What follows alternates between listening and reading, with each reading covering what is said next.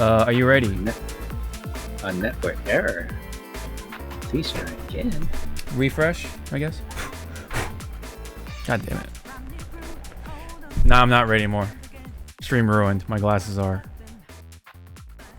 Yes. dirty. Good.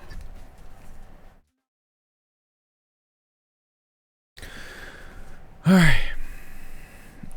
I'm ready when you are now. Today. Hmm? Just go blind this this round. I mean I've worn I've been like this like what, half my life.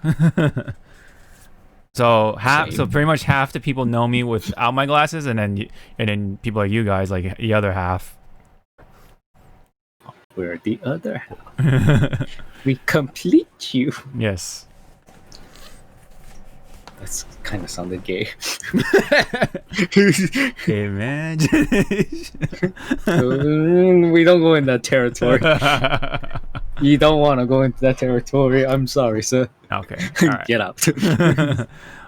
Let's leave that as let's have that in our intro.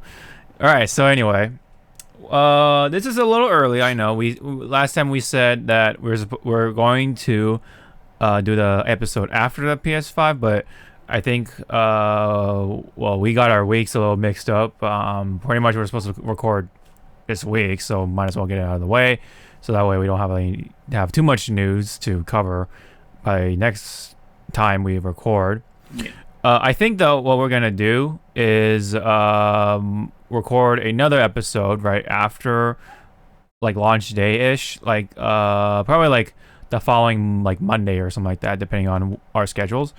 So we'll have like a dedicated episode for the PlayStation 5, how we feel about it, our impressions and all that stuff so far, blah blah blah, and then plus whatever news comes our way.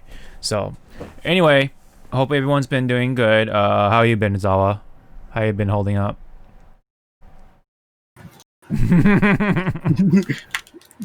Good. No, Kitty, you stay. Aw. And now she wants her treats. I've been alright. Sorry. You're good. You're good. Sorry. Cat calls for 20 pieces. Jesus Christ. Yeah, you think she will be fat, but no, she's fit. I guess so. You think? Who am I to say, right? Anyway. But yeah, been okay. Mm-hmm. Wish it was better. Right, this right. week. Right. I get it. Yep. Any thing new when it comes to games, or not so much? Apex Legends stole $40 from me. Well, why? What happened? Season pass? Okay, season pass. Well, that's how you do it, ladies and gentlemen. It's like how to get robbed. Each season is pretty much a game, so people buy it, and that's how you make more money, right? So that's how you do it. Yep. Well, I guess if that's all you have.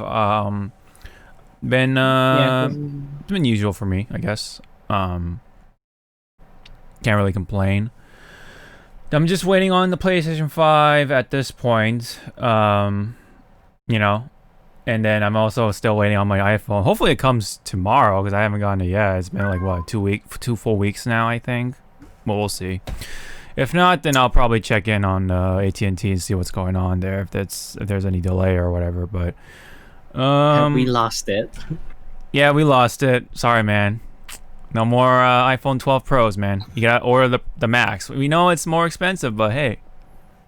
But here's a what was it? A 10%, a $10 coupon. Oh yeah, it's a $10 certificate. Yeah. You're just staring, going like, really? Yeah, right. No refund or nothing. Just a $10 reward certificate for being with us for loyalty. Yeah, exactly. Being with us for a very long time. Yeah, exactly.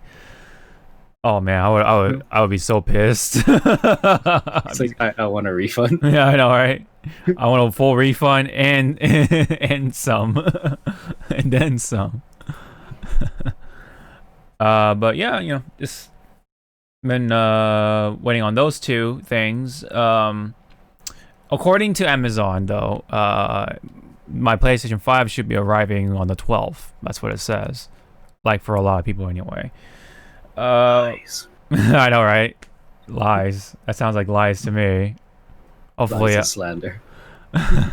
hopefully during it doesn't the election doesn't like carry over to the PlayStation launch week or whatever, and it, like on like when the van is like on its way to my house, like it gets robbed by like the rioters, right? They're like using the election and like the protests as like cover or whatever, and then like they just pirate the shit out of the van and they just steal my PlayStation 5. I'd be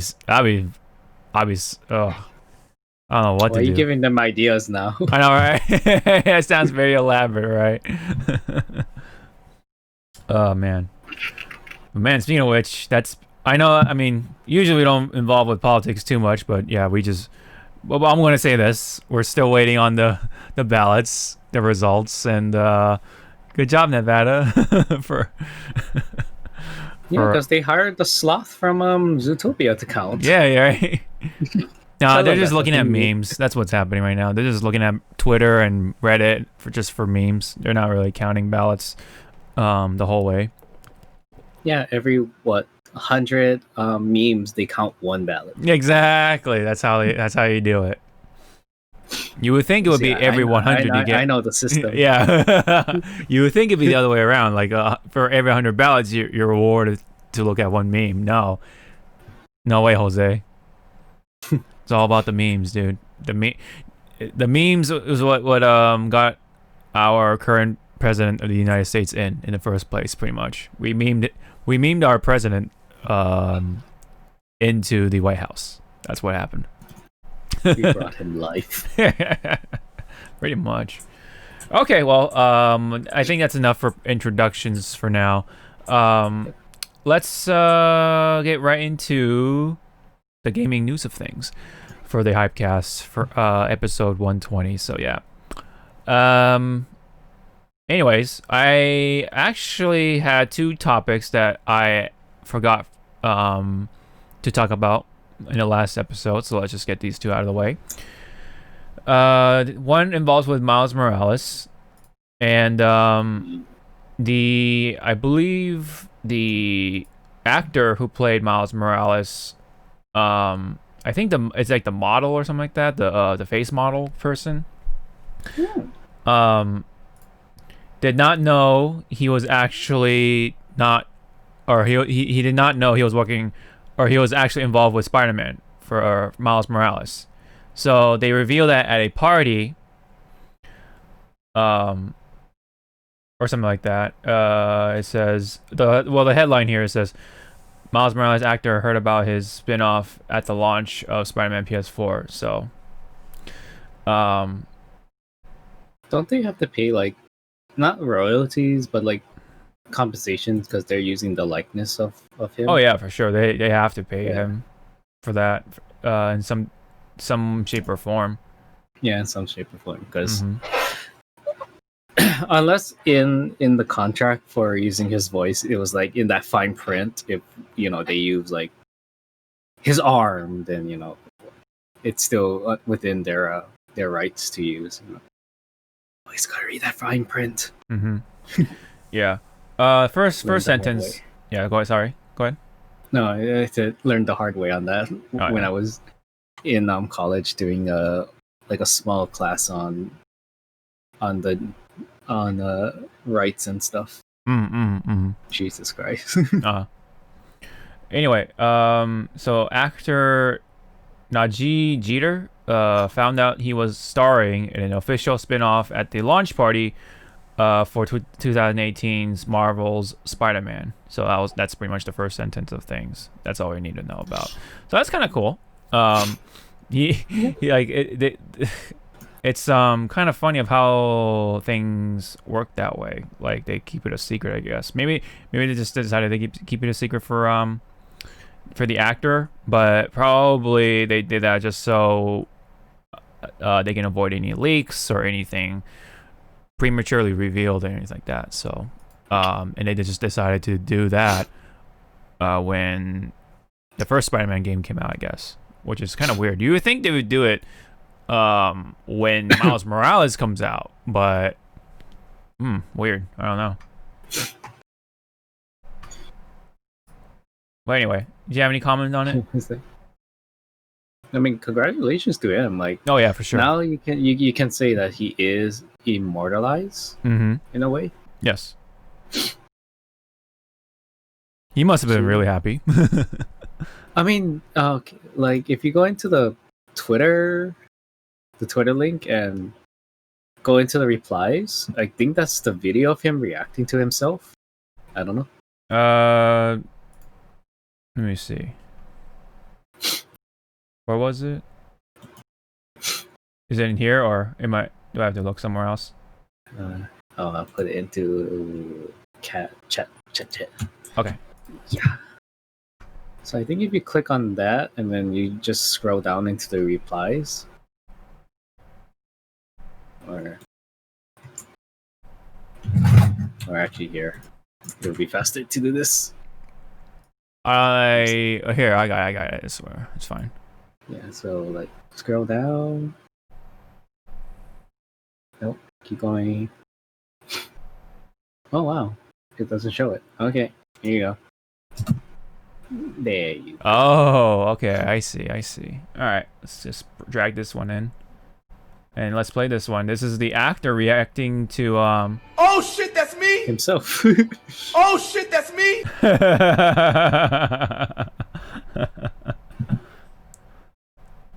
That's funny. Yo, that's me. It's like, is it?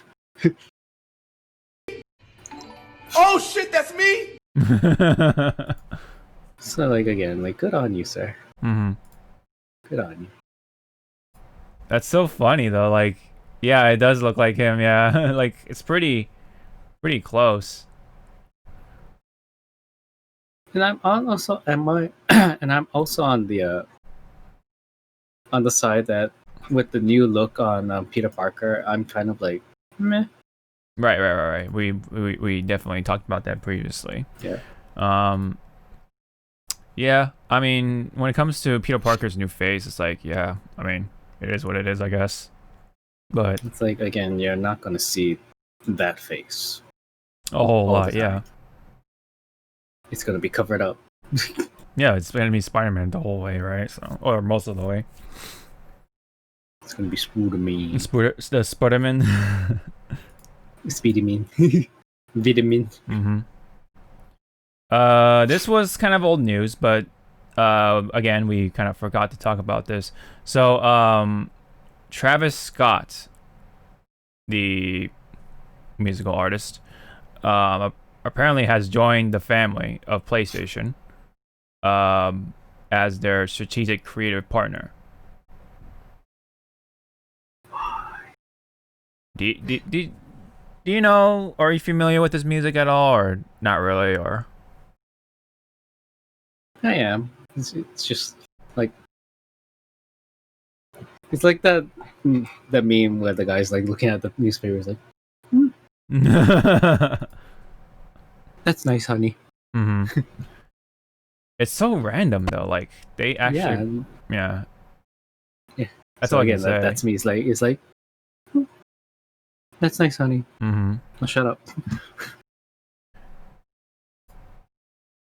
But again, it's like, congrats. Like, there's a lot of congratulations going around this year. Yeah. It's just really random. That's all I gotta say. Yeah. Because you know, this was around the time, relatively around the same time the Travis Barker meal at McDonald's was like still a thing. Now it's someone else that has their meal at McDonald's. I think. I forget his name, but yeah. So weird. So anyway, that was that. Anyway. Alright, so let's go now into the actual things of the newer news. So regarding to PlayStation 5, the controller, there is a really cool Easter egg if you have a really good camera that you can zoom in and stuff. So if you look closely, you can see that there are the logo or icons on the shell of the PlayStation 5 controller or the DualSense controller, with all the squares, triangles, circles, and X's and whatever. You know, the face buttons on the controller. I don't know what the hell you're seeing. I'm seeing must kill all younglings. I don't know what you're saying. Do you see the hieroglyphics? Damn, dude. You got those eyes, Brian. Eyes unclouded by by hate. Yeah. Oh, I want this. So is it only gonna be for first gen PlayStation controllers to have that? But it looks like, like it might be a limited like one time thing. I don't know. Good question. But it's a neat little thing. It's cute.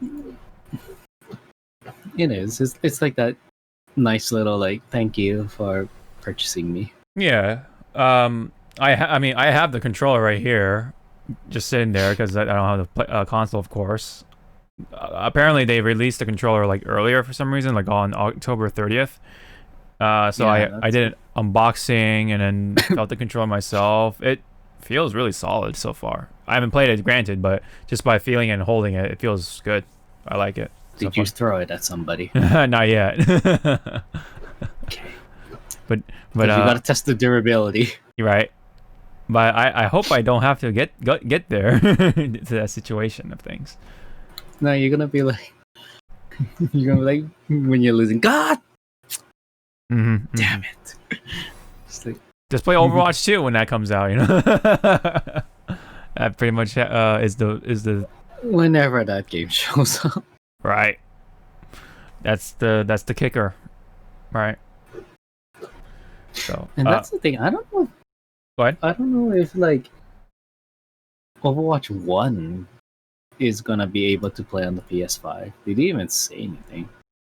I'm sure it will. I mean, they got. I mean, we'll find out next week. Hopefully. Because I know with my PS5 that it's gonna be re-downloading and reinstalling a lot of shit. Yeah, that's probably gonna be the plan of things. But, anyways, that was the controller with the Easter egg and all that stuff. Let's for now move on to some games. Delay news, to be exact. So starting off with Destruction AllStars. Well, this one's not really. I don't know if it's a delay or not. Okay, I guess it is a delay now. Earlier, it just kind of said, "Oh, it's just they're gonna move the launch of the game to February, and it's actually going to launch on PlayStation Plus for February. So you can download the game for free, I think, for 2 months or something like that. For those who pre-ordered it, will be refunded, and then game will be included in PlayStation Plus for 2 months instead of 1 month, I guess. The new trailer and details the following week or whatever, which we haven't really checked out, but it's okay. But the initial launch date for the game was going to be the same time as the PlayStation 5 launch, but I'm not sure why exactly they are delaying it. Probably they gotta fix some things up. I don't know, but I think the thing was also is that they wanted to put it on PlayStation Plus somehow because the game was going to be a fully priced game, which is what, $70 instead of 60 or something like that. That's they're trying to push that new price point, right? So, no way, Jose, that people are going to buy this game right off the shelves like that. Yeah, for like a full price. Like it looks like how DMC5's price tag is like $40 a $40 game. Yeah. So, but I don't know, like maybe this whole $70 thing is just the water, testing the water. Oh yeah.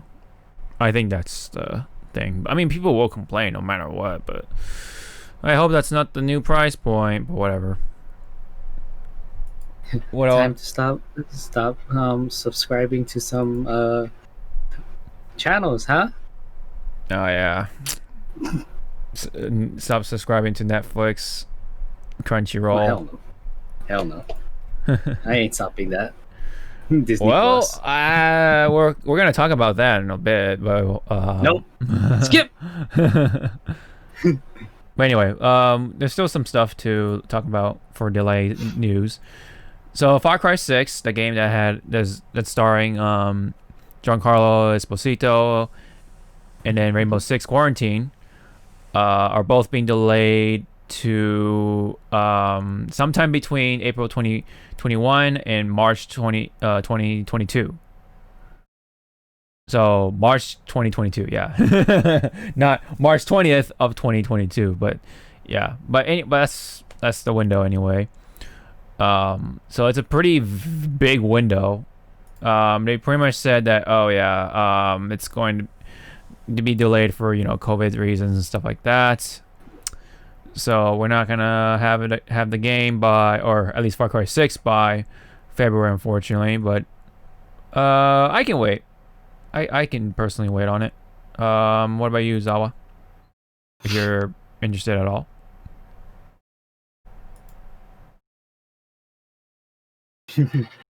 Nope. No. Like when it comes to like first-person shooters and stuff, Yeah. I'm not really into that genre. So I can't say. So it's gonna be like it's gonna be something not in my territory to think about. Yeah, per yeah, se. I get it. I get it. Yeah, so it's just gonna be like, oh, okay, everyone, just hold on. Yeah. Don't worry, it's coming out. Just wait. Put down the pitchforks.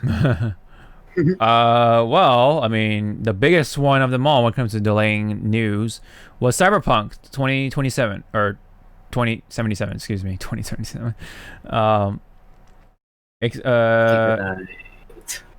So it was going to be coming out this month, right? But now they moved it to the 10th of December. So yeah. The reason why pretty much was because while the upcoming generation consoles and the PC were running just fine, it was the current gen consoles like the PlayStation 4 and Xbox One X, that sort of thing, that were having some compatibility issues. Plus, I think Stadia as well. But point being, there were some consoles that weren't quite handling the game as well as the more powerful systems, of course, naturally. So that's why they had to go back and try to get some more time to get it all fixed up, which is kind of unfortunate. But for me anyway, woo, because there's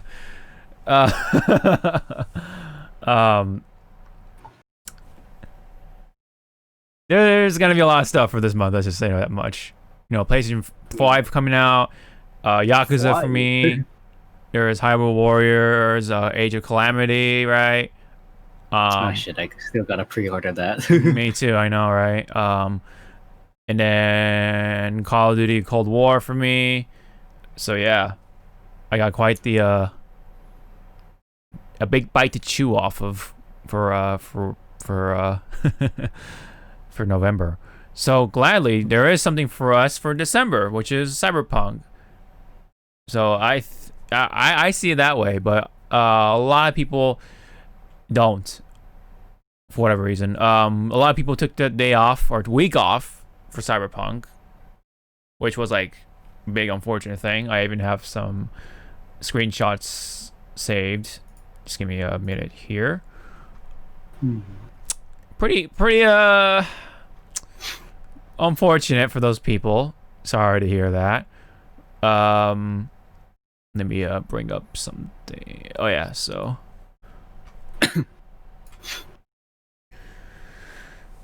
this was tweeted on the 26th, right? or somewhere around that window, right? The response was tweeted on the 26th. This guy, Penguino, I guess, was telling them, hey, is the game coming out still on this day or whatever, the 19th or whatever? I need some confirmation. And then the Twitter of Cyberpunk were like, yes, is a full confirmation. You know, I guess you can go ahead and do that. And unfortunately, there's no take-backsies. So he's got to take the day off no matter what on that week or whatever. Even though there's no Cyberpunk. A lot of people did. Not just this guy. There are a lot of people who wanted to take the week off for Cyberpunk. And very unfortunate, but they delayed it. So that is that sucks for those people. Yeah.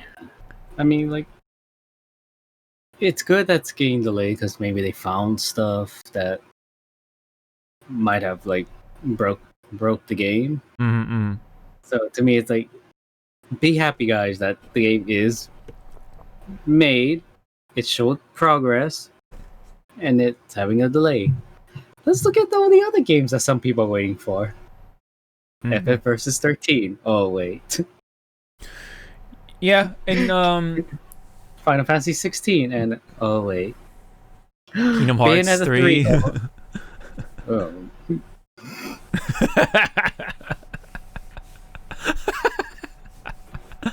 Where's my disc? I'm gonna break it right now. Oh man. I mean, I'm waiting patiently, kids, for Bayonetta 3 or some hint of it being alive. So don't test me. Mm-hmm. Yeah. Don't test me of being patient. There are naturally some angry people. You know, they've waited for this game long enough. It's been delayed quite a bit of times now, to the point where some people were just actually memeing about it, right? Even a certain company, I'm going to bring it up right now, is Arc System Works. Oh, but look at that. It's not there anymore. Oh, boy. So anyway, the image that they put out before they deleted it was the same exact like color and all that stuff, right? They obviously tinkered it for their, you know, whatever company. They put the logo on it, but it had the same color, right? And it had the same sort of text saying like, I even have the image right here. Let me try to see if I can open it here. Aha, there it is. So this is the image right here for those who are watching. They just write, "Hey everyone, today we've decided to put Guilty Gear Strive logo on a yellow background." Right? So it's supposed to be like, you know, like a little jab at, you know, Cyberpunk delaying their game, right? But I guess some people and the Japanese side of things were just like, "Hey, we should be a little more considerate, considering that they are working hard, or, you know, there's crunch time involved, so let's not really like joke about it. This could be a serious situation of things. You know, their workers could be working a lot of hours, missing their families or whatever like that. So let's just back off just in case." You know what I mean? Like, that was pretty much the gist of things, and they just like that, they deleted the tweet. And I'm going to bring up their apology up next. Just give me a minute. Like, yeah, when they did that, yeah, at first thought, I didn't think of, you know, them making a jab. I was just going like, that's a freaking bright ass little ad. Mm-hmm. And also, yellow is a common color, people. But I'm looking at it through the eyes of a graphic designer. It's like, Right, but the wow. implications is that it's supposed to be. Yeah, like... Yeah, it's supposed to be a jab. But Mm-hmm. I looked at it, I was like, that's a lot of white space. Mm-hmm. Yeah. It's a joke. It's supposed to kind of resemble the thing, but not really. Like, that's the whole point. They... I don't know what happened. Where's the apology, man? It's gone. I guess it's gone. gone, I don't know. Fake news. Fake news, everyone. They didn't apologize. No, I'm kidding. Oh shoot, I did it a little too many times. I think it's this one. Might be the second one. There we go. So I'm gonna read their tweet, and it says, "Yesterday we made an inappropriate tweet, which has been deleted.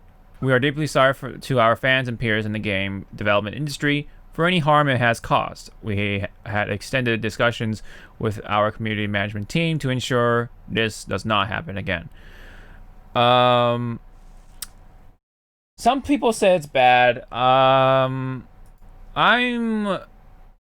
gonna go ahead and say that the intention behind it wasn't supposed to be like deep, but I guess if you really think about it, they could go deep, but just because of like what, you know, crunch time has been sort of associated with nowadays. Wow, even that's funny. Even Ender is kind of involved with the the replies, because Omni had a thing to say about it, saying that people on Twitter are kind of soft. I mean, I do understand. The intention wasn't supposed to be malicious. So obviously, it's a joke, right? But if you do dig a little deep, then sure, it could be, I guess. I mean, crunch time isn't the greatest thing, especially for this year and last year and whatever, right? So I don't know, man. I kind of feel I'm like in the middle. Like, it doesn't really bother me a whole lot, but at the same time, I understand why it bothers some people. So I don't really like lean one way or the other. I don't know. That's just my 2 cents on it. What about you as a whole? How did you take this tweet besides the graphic side, your graphic designer side of things? How did you Honestly, I wasn't paying attention, you know, like yeah. like I know about the Cyberpunk putting, you know, their letter of progress, saying that, oh, it's gonna be delayed, just hold on and such, and then when they put it there, it's like they just wanted, I guess, not maybe lighten the mood, but it didn't go as planned. So it's like, yeah, I think, like I said, I think the intentions weren't really malicious or anything like that. Yeah, but I guess, I guess it's just the way people read it. It was like, oh my god. I think, I think that's just what it is.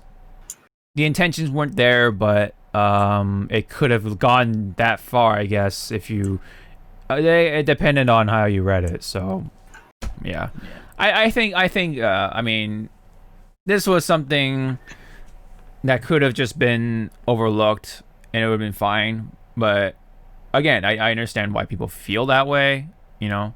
So at the end of the day, though, I think they were able to move on, and, you know, it seems like, you know, it's like they can live without that joke. So I guess it's like, you know, something you can just leave it behind and go and move on, I guess. But that being said, at the same time, it could have gone the other way too. Like, they could just made a joke and kind of ignore some of the vocal sort of folks that didn't like it, you know, because either way, like, no matter what kind of joke you make, there are people gonna bitch about it. You know what I mean? Like, it could be like the most harmless thing, and people are gonna agree with it. Sometimes there are situations like that, so it's a little hard, but I think they handle it pretty well for the most part. They handled it pretty nicely. Let's just put it that way. So yeah, no, not a big incident, thankfully.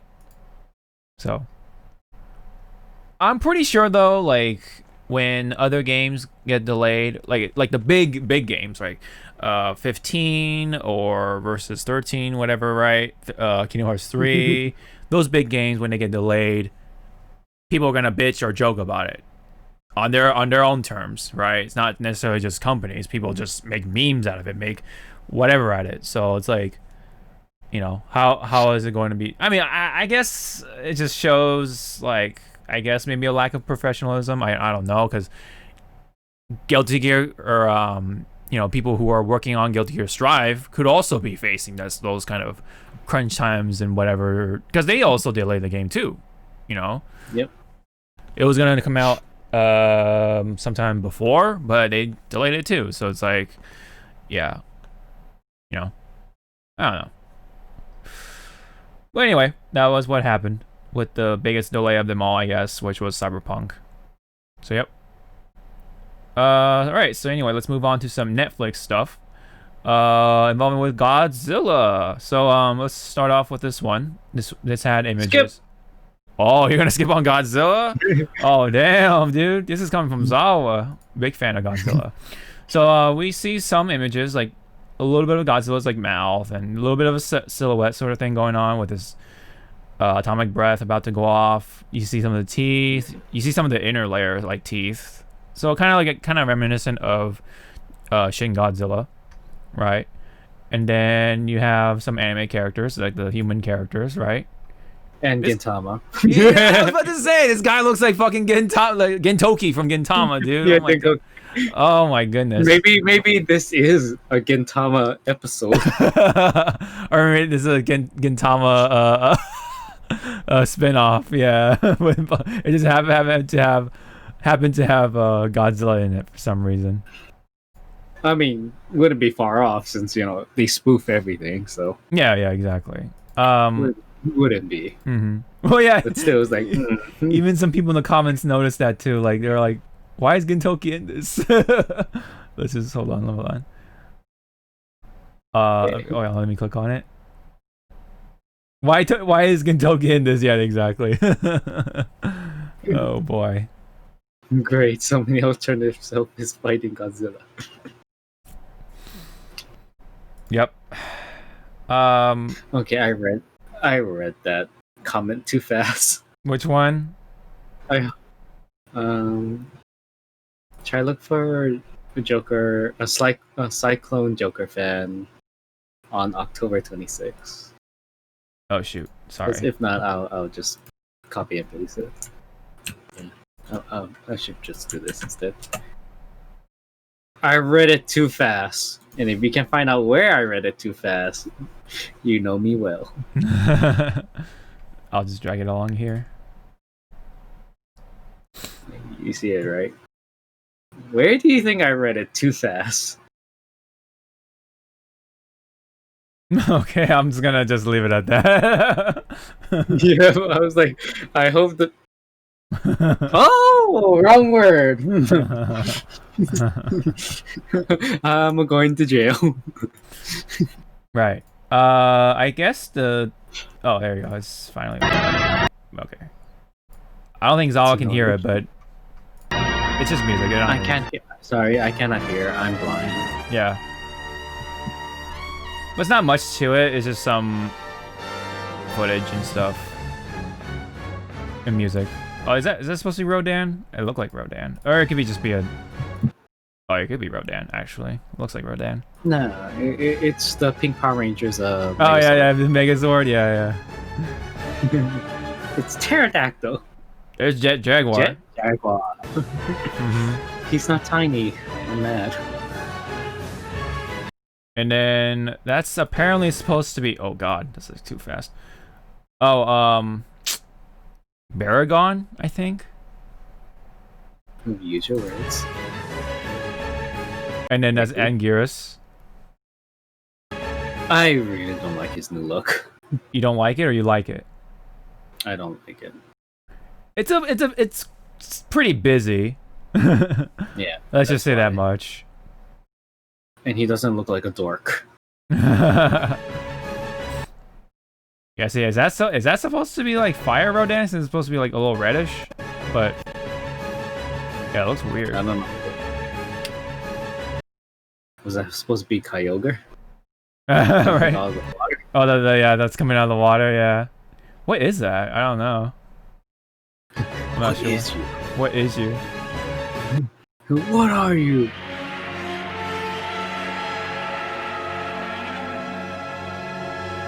Yep, Godzilla singular point. And then you see a brief little shot of Godzilla. It's kind of reminiscent of both Shin Godzilla and the one from Godzilla versus King Ghidorah versus Mothra, All Out Monsters Melee, or whatever that's called.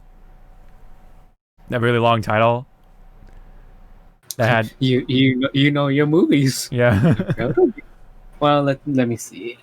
Let me get the the encyclopedia. Mm-hmm.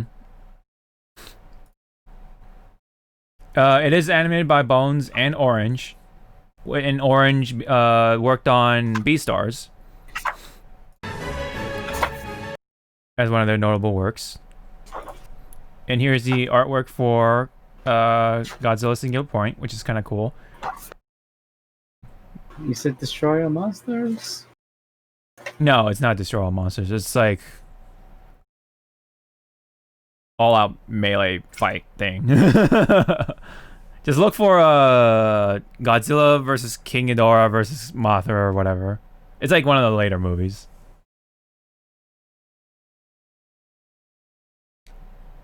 Oh, so it's not the earlier. Oh no, it's not Showa. It's not Showa at all. Okay, so it's not Showa because this is the Showa book. Oh yeah. It's definitely not Showa. Here, I'll type it out. I still love this thing.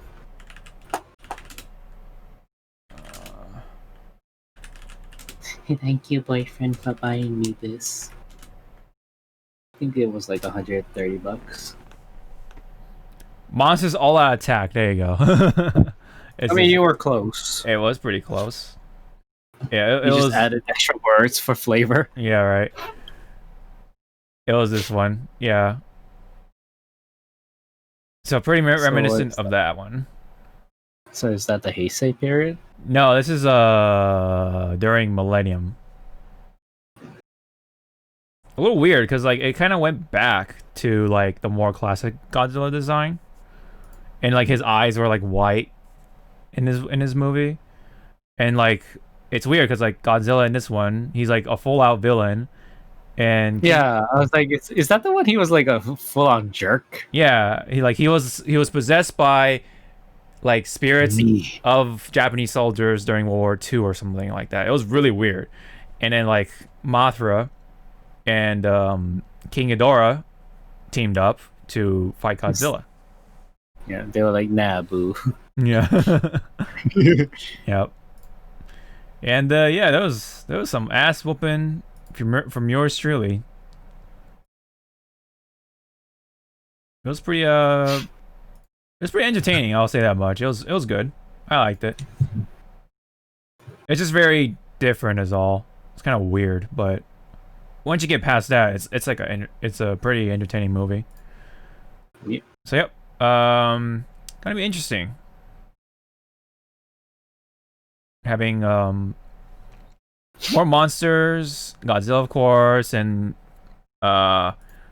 more interesting designs. I will say that much. Unlike the trilogy that came out on Netflix, that one's a little more like melodramatic and try to be way more serious. And yeah, I see it for what it is, but I see why a lot of people really don't like it as a Godzilla sort of anime.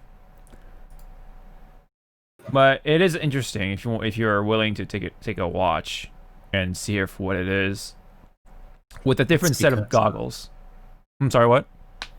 It's because whatchamacall, Godzilla's only going to be on screen for a total of 5 seconds. That's sort of part of it, but I think even then, the human part of things is a little weird. They tried way too hard to make you like feel these emotions for the human characters, but it just kind of felt convoluted in a lot of parts. It was written by Gen Urobuchi, so you're gonna, for those fans, can see where that goes. It goes. All right. It goes Godzilla. dark. It goes dark. Let me say that much. All right. Godzilla's segment. Everyone, get ready. Mm-hmm. But oh yeah, so what are your feelings about singular points, Zawa? Before we reveal the next part of things.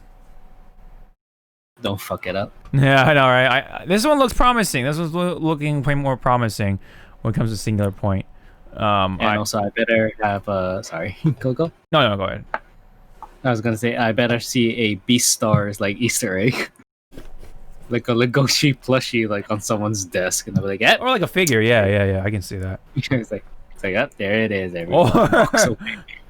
What if somehow Legoshi and like all his like classmates, like they're on a school trip and then they were visiting this. Oh yeah, they passed by with they're on a bus. I'm like, they pass by and yeah, right. They pass by the human city, and then they're just like, yeah, let's not stop here. Let's keep going because Godzilla's like destroying the city, like or something like that. That'd be pretty funny. They'll be like, hey, Jota-san, isn't that your cousin? Nope. Yeah. Just wait, hold on. What, kitty? What you like? Is it time for sleep? Okay, it's sleep time for her. Shh. What's also time is for Fall Guys and Godzilla collaboration. So I guess I don't know how these collaborations work. Like I don't know how long these skins are up, but it should be out by now, right? But I don't know how long is it. One day, right? I kind of played a little bit, right, as of recent. Try the new modes, and yeah, I do like the changes with some of the stages. Like before, for example, like the soccer game, right? The way the ball comes down, sometimes you can just stand there in the middle, and if you bump it just right, you can make it over all the other guys and make it into the goal in one shot. So you can just keep doing that if you have the rhythm down, right? But now, what they added in the middle is like a spinning platform, so that way it just kind of fucks up your stance and your positioning and stuff, and the ball can just go off in one direction or the other or whatever. So that's that was a nice change. I like that one. Kind of gives a little more of an even playing field, somewhat, right? I like what they did with the rings, and so instead of like, a 3v3 sort of team trying to pick up as much rings as they can, you're pretty much on your own, and you try to collect 6 rings as quick as you can before you get eliminated. So a little better of an approach, in my opinion. I didn't exactly agree with how they were doing the three-way team ring mini game on that one. But yeah, primarily I wanted to see if I can get the Godzilla costume, and I don't know how this all works or if it's even still available now. I think it like rotates between Sonic and Godzilla, but yeah, it's just weird. So it sucks, but you have to preemptively have 5 or 10 crowns, depending on if you want the whole costume or just half of the costume. Because each piece is 5 crowns, so 1 for the top and 1 for the bottom, for his legs and whatever, right? So that's kind of how it works. But it's a neat costume. They were celebrating the anniversary of Godzilla of sorts, and they managed to get the rights to put Godzilla in the game somehow via skin. So I think that's cool. I think that was like one of the most like unexpected collaborations that Fall Guys, or I could have think of for Fall Guys. What about you? Yeah, it was really like out of nowhere, and I was like, what? Mm-hmm. How did you get the license? Who did you talk to? Right. Yeah, of all the brands or companies, man, it's Fall Guys that kind of gets Godzilla as of recent. Like you would think it would be like, I mean, not Among Us, but like, yeah, I was thinking like at least Among Us have their collaboration with each other. Mm-hmm. Right. It could have been like a Fall Guys Among Us could have sort of collaboration, but Fall Guys and Godzilla. Yeah, that was like really like out of nowhere. Mm-hmm. Yeah, very Or much at out of nowhere.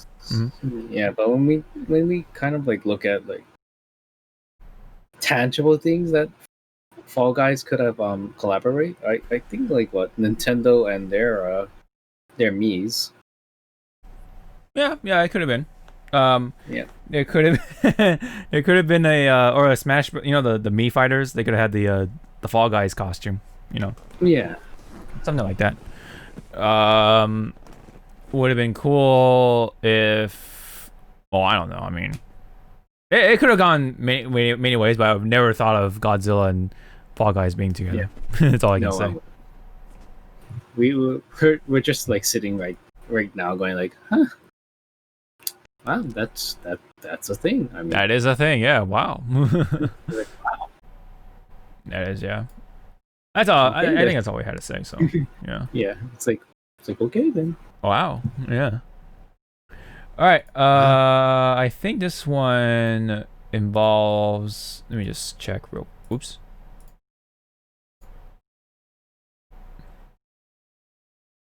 Oh yeah. So this one involves with Assassin's Creed. Yeah. So this is not a anime project, of course. This is I'm thinking it's a live action one. We already have the movie that came out like X amount of years. Dude, no one talks about that movie, dude. I completely forgot there was a movie until you brought it up. You're welcome. I'm the nostalgia critic. I remember it, so you don't have to. Yep. And we are going to get slapped by him. Probably. But yeah, Netflix original series of Assassin's Creed is a thing. We've only seen a teaser of the logo. That's it. No other footage. But yep. Any thoughts on that one?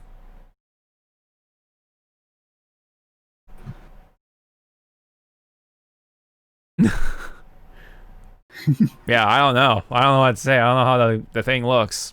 But okay, Netflix, man. All right, cool. Yep. It's pretty much.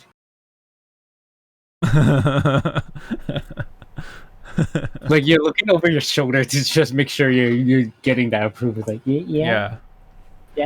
Oh, okay. Another Netflix anime coming. I think this is supposed to be new-ish. This is based off of a manga. Have you heard of this? Yep, I'm already watching the live action. Yeah, I think my mom was actually watching some of it. Weird coincidence. Because there's this anime. Have good taste. Yeah, right. My mom was watching the live action one, the live action like drama for it. Yeah.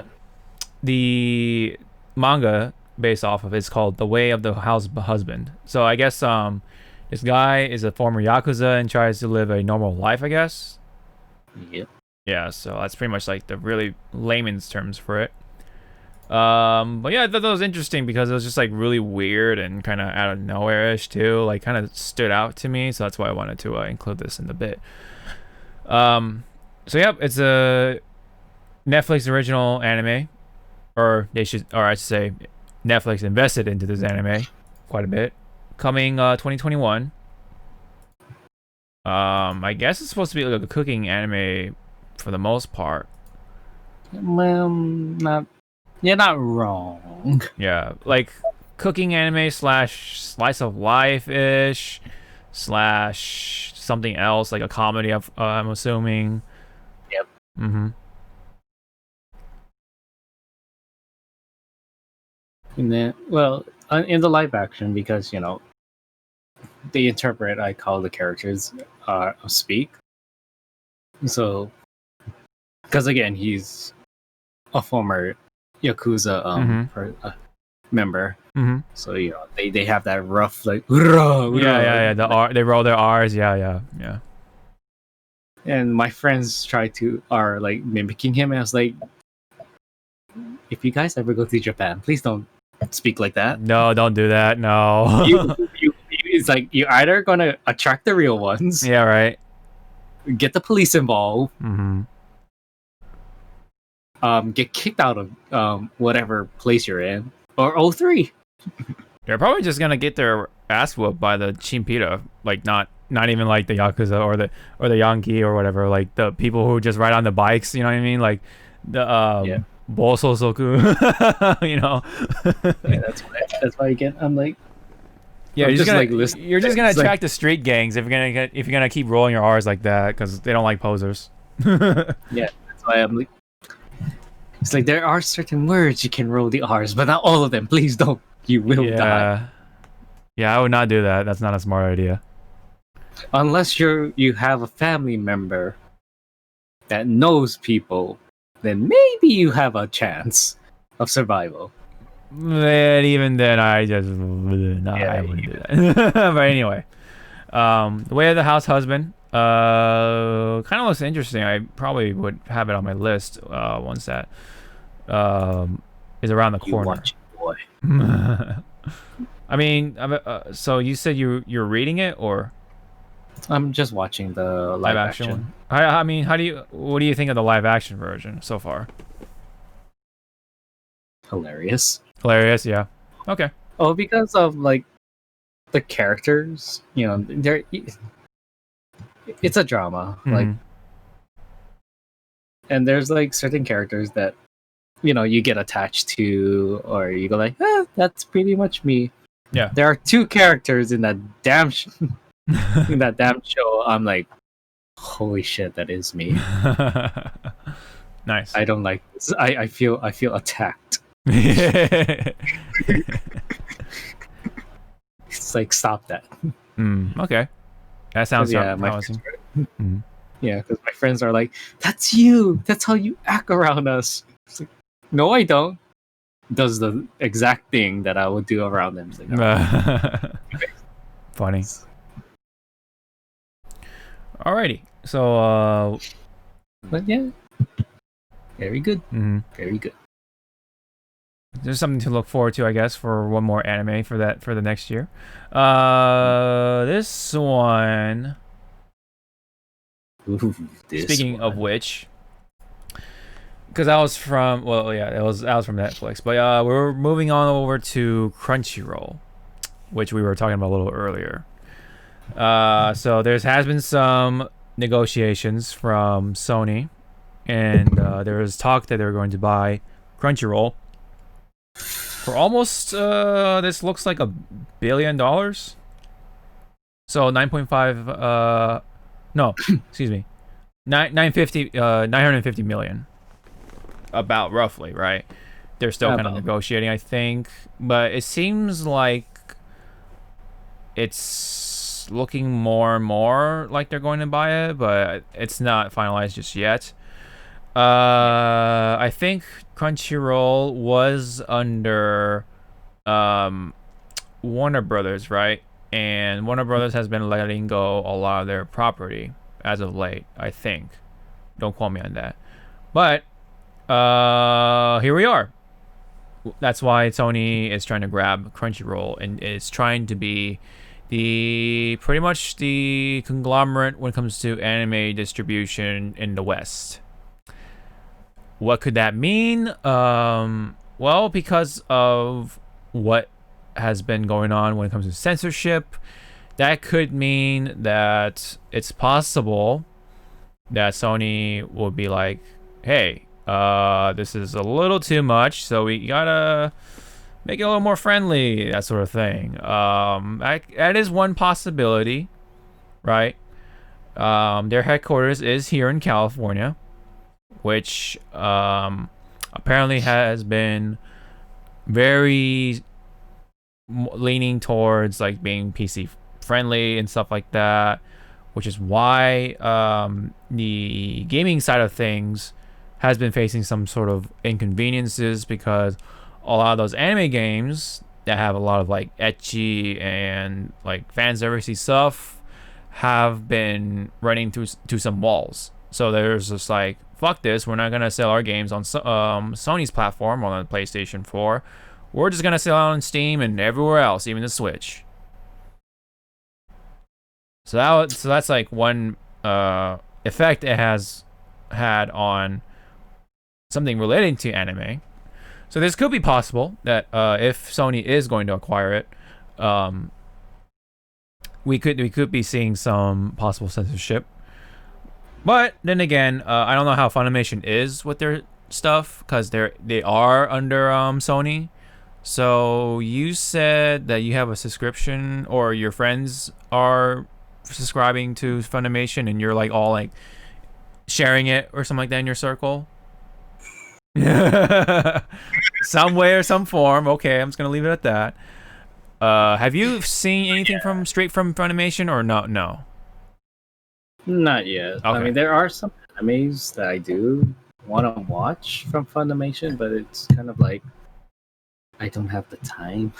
Yeah, I'm just wondering because like I don't know how their anime has been handled through, whether it's gone through some censorship or not, whether violence or their fan service. Yeah. So you want me to answer like that? Okay, so there's no such thing as smoking. There's a guy that smokes a lollipop. No, oh no! Don't bring up the bad memories, bro. No. Oh man, I'm kind of glad that company has gone under, dude. Oh man, those were the days, but yeah. Anyway. Yeah, just like how Smoker cigar magically disappeared, and he still had Smoke coming out of his one area with smoke in it, like it's coming out of his like mouth. Like it looks so weird, and he's just like, yeah. It's like crocodile too. It was like, hey, Yeah. like you have like the before and after image. It's like, Yeah, right. Exactly, dude. That shit was funny. Yeah, censorship back then was funny. It was like comical, man. But what's not so funny is this possibly. So Tech McCoy submitted a report on their financial results, and apparently the game that we've sort of been waiting for, which is pretty much the Dynasty Warriors with Persona characters, Persona 5 Scramble, isn't going to be localized for the West any longer, according to this. There's no confirmation just yet from Atlas, but what this could mean, possibly, yes. If it's not on the list anymore, then it's not likely going to be localized for us Westerners. Do you have any opening thoughts about that, Zawa?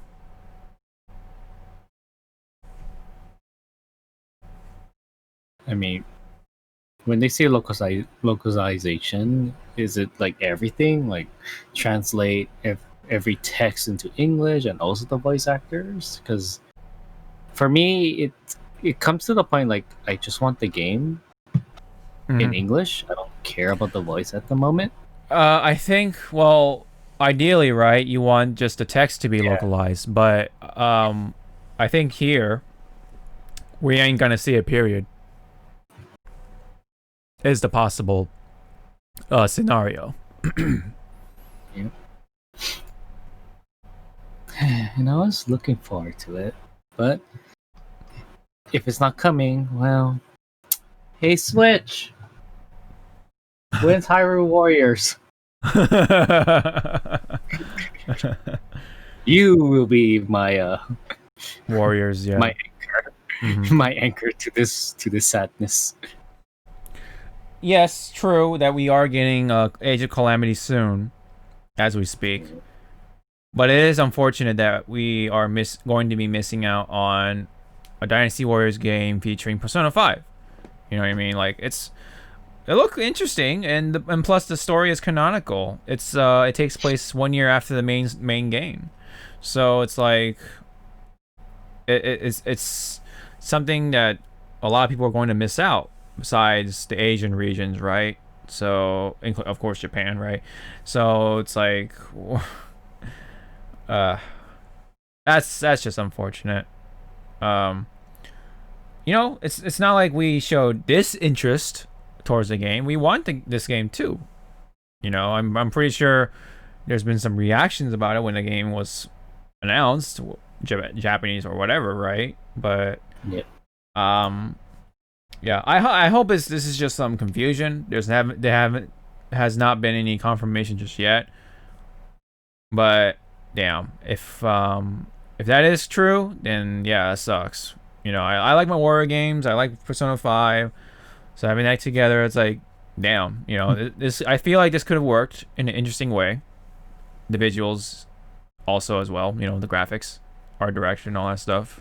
It looked cool from what they've seen or what they've shown off to us. Yeah, it just sucks. Especially with the story, especially being canonical. That's like the cherry on top of things. But I would just wanted to play the game, you know. But the only way is for you to, of course, import it. But that means you have to go through the language barrier, you know, reading your way through and try to just guess what's going on, you know. I guess the only way for us Westerners is to just wait for anyone to upload it. And oh wait, but guess what? Fucking Atlas are pretty sensitive about that stuff too, because this is a pretty story-driven franchise, you know, Persona and stuff like that. So I'm sure they're gonna have some sort of restriction, like, oh hey, you can't upload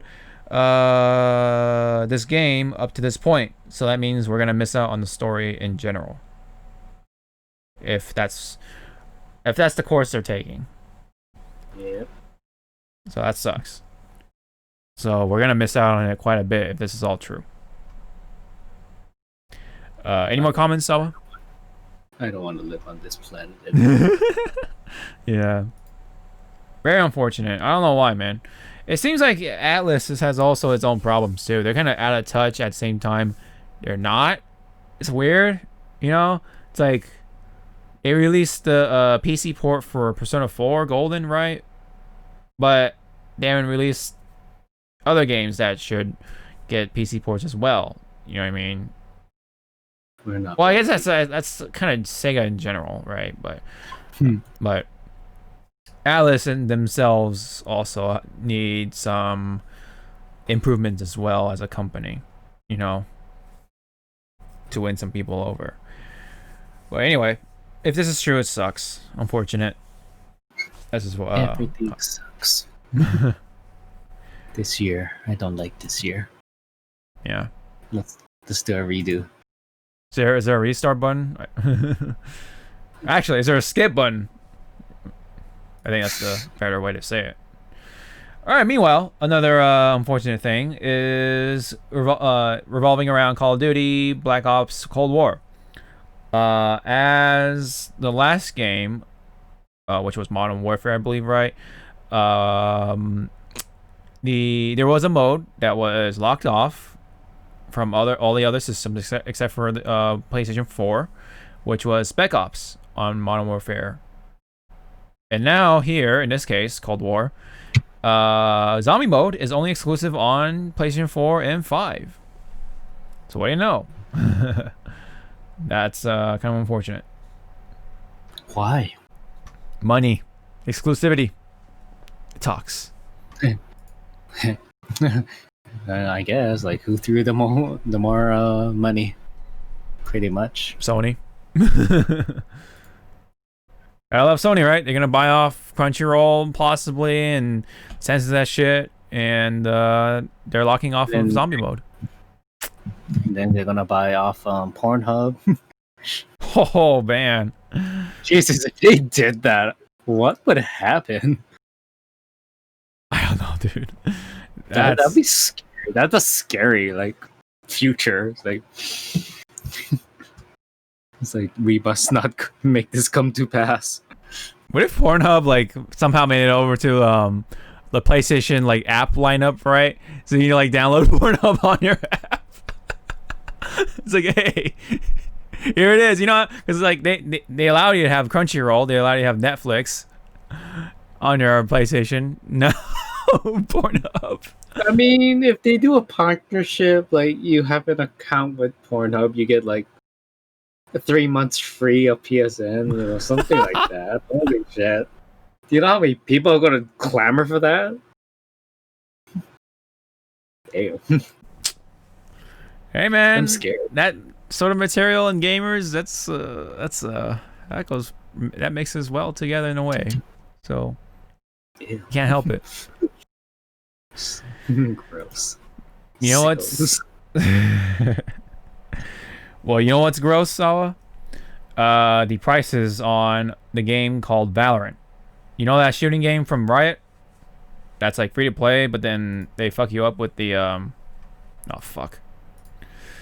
They fuck you up on see, the they're already fucking you. yeah, You they're have- trying to fuck me off, man. Yeah. No, but what's been happening, has been going on for a while, is the skin pricing on the guns. So like how they do things, right? So let's say you want this special skin for your gun. So what you have to do is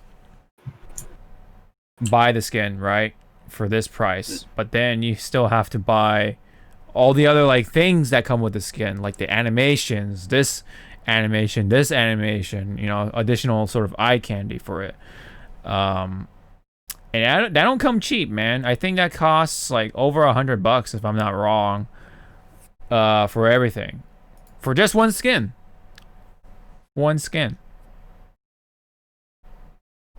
Let me click on this Elder Flame. I think that's what's called here.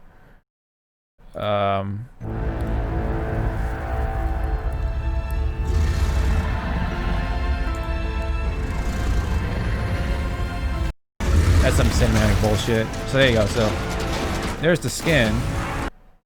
Right, let me just turn it down, sorry. So it goes on everything, like your rifle, your pistol, whatever, right? And then you don't get to see all this stuff, like the way you reload and all that stuff, until you buy more stuff for it with real money. Why? That's Riot, that's why.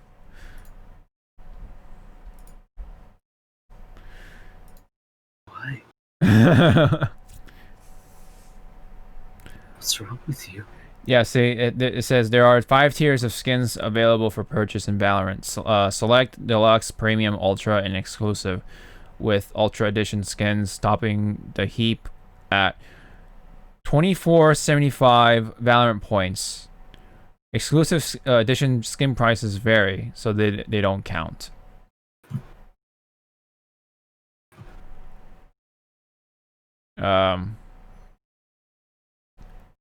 Point being, you have to pay a lot of money for that skin.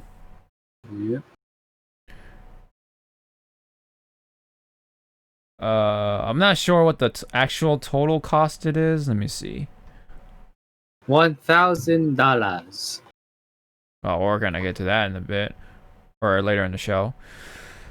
But yeah, I think it's around $100. But yeah, basically it's $100 for a weapon skin, which is ridiculous. Any thoughts on that? It is from Riot, man. Sorry. Good thing I don't play that damn game. I already have something. Or some things. Apex and Overwatch. Well, I don't play Overwatch.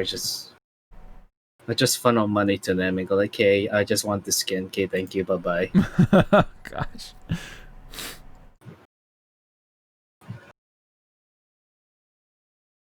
Yeah, I think so. I think the tweet says it here. So so the bundle is $24.75, right? That's the initial price, and then times that by 4, which equals to 9,900 VP, which is around $100. So yep, you had to pay around $100 just to get all the things on that skin. Why? What's wrong with you? Do you need a slap? Someone does. We'll get to that later in the news. All right. How many people do you want me to slap today? A lot of people, including this First, not this guy, but Young yeah. Oh, I'm ready to slap him. Let's go. I think take it's no this, vacuums. I think it was this tweet. What? So what's been happening is that they are locking away a feature from Halo, which is like to color your armor behind monetization, I believe. So I think this is straight from their forum, or not forums, their blog post on their website. And let me see, sorry. So instead of something that could have been free, it's pretty much you have to pay for it.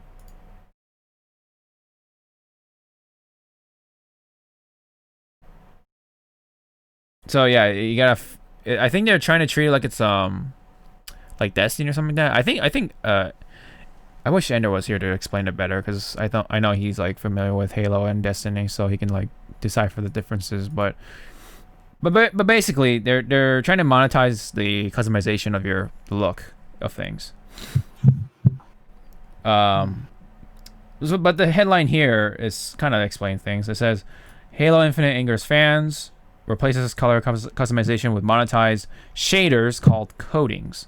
So it does sound like something from like Destiny, right? Or another games like that. You know. Destiny. Yep. The shaders. Mm-hmm. And sometimes it's not like, and with the shaders in Destiny, from the time I was playing with it, if there's a certain like color scheme you want, good luck trying to get it. Oh, I see. Oh, that sounds like good old fun, right?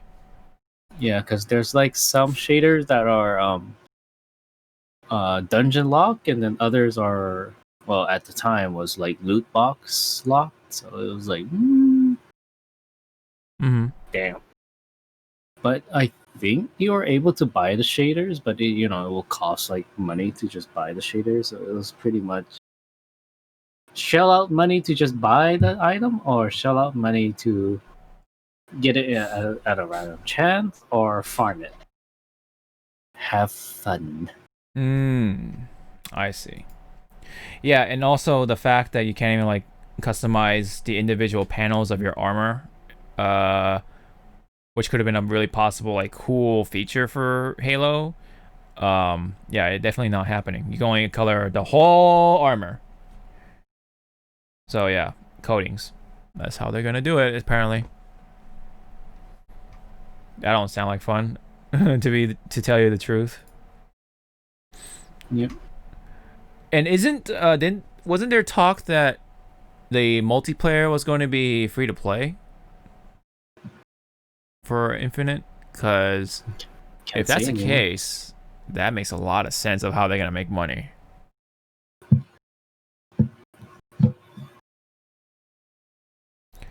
And following up on that, apparently, this is from Jason Schreier. Halo Infinite director and longtime executive Chris Lee has left the project. This is the second Halo Infinite director to depart in 2 years, and another sign of the game's turbulent development. Youch. Yeah. What does that sound like to you, Zawa? If they're losing people like that. Goodbye, everybody. You got to go. Oh man. Like that's what it sounds like. Play the sad Titanic song. This is not looking good, guys, for Halo, man. This is not sounding good. I don't know what it's hard to say what'll happen. I mean, I technically I can give it a try, right? With the Game Pass and stuff like that. I just have to pay like 1 month's worth and then play it, for $15. But I don't know if they'll like be like, oh, you gotta have a three month commitment or something like that. Then Jesus. yeah, right. That's how they do it with AMC back in the day. But anyway, but regarding to this, like, oh man, this is rough, guys. This is super rough. I pray for the Halo fans to get their game that they wanted, but it's not looking too good right now, unfortunately. What's looking good right now is No Man's Sky. There's going to be a new expansion. It's going to be free to upgrade on PlayStation 5, Xbox, and PC, which that's cool. This features, first off, it's called No Man's Sky Next Generation, if I haven't said already, which features bigger worlds or fuller worlds, save game transfer, 32-player multiplayer, 4K at 60 frames per second, ultra visuals, fast base building, warp speed load times, in other words, really fast load times, crossplay, PS5 haptics, which is the rumble that people have been praising about so far, advanced audio, and PlayStation VR. So that's kind of cool. So yep. If you don't have any comments, Zawa, that was a little quick bit of news I wanted to mention.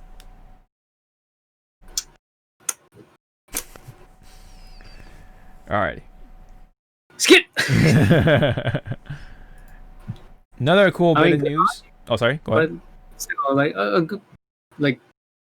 good on you, No Man's Sky. You're actually like pushing your game even further to the next gen consoles, and to make it a free upgrade. That's even more like wow.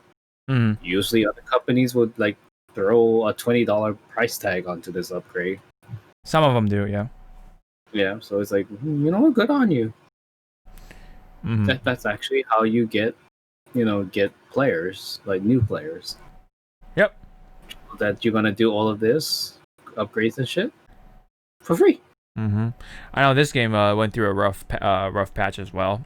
A lot of promises that were not met, and a few like time passed. So yeah, and so much time passed ever since that. Yeah, it's about time that the game actually, expanded. Yep. So I was like, good on you. Good on you, sir. Up next, now we have No More Heroes. No More Heroes 3 revealed some gameplay. I think there was something here, right? So, they had some gameplay footage here for 3. I need a toilet. Perfect location. Hey gamers! Today's title is No More Heroes 3. The hero in the middle of the action is Travis Touchdown, the legendary assassin who has twice claimed the #1 spot in the assassin rankings. In the new No More Heroes 3, what was once a fight between assassins is now a battle to the death on a galactic scale. Gamers have but one goal. Just destroy all those nasty aliens. Now, fight! Even if you haven't played the prequels, it's awesome. But it's even more awesome if you play the prequels first. Welcome to the Garden of Madness. Bring it on. I'll give you a little kiss. What? You got news? Does it have to be like now? Good. For reals? The first No More Heroes is getting ported to Nintendo Switch. Is there a game for me? Hell yeah! No More Heroes 2 Desperate Struggle is coming to the Switch too? When's it drop? And she. But you can tell that the voice actor had really fun doing this. Yeah. Super Moe. Super Moe.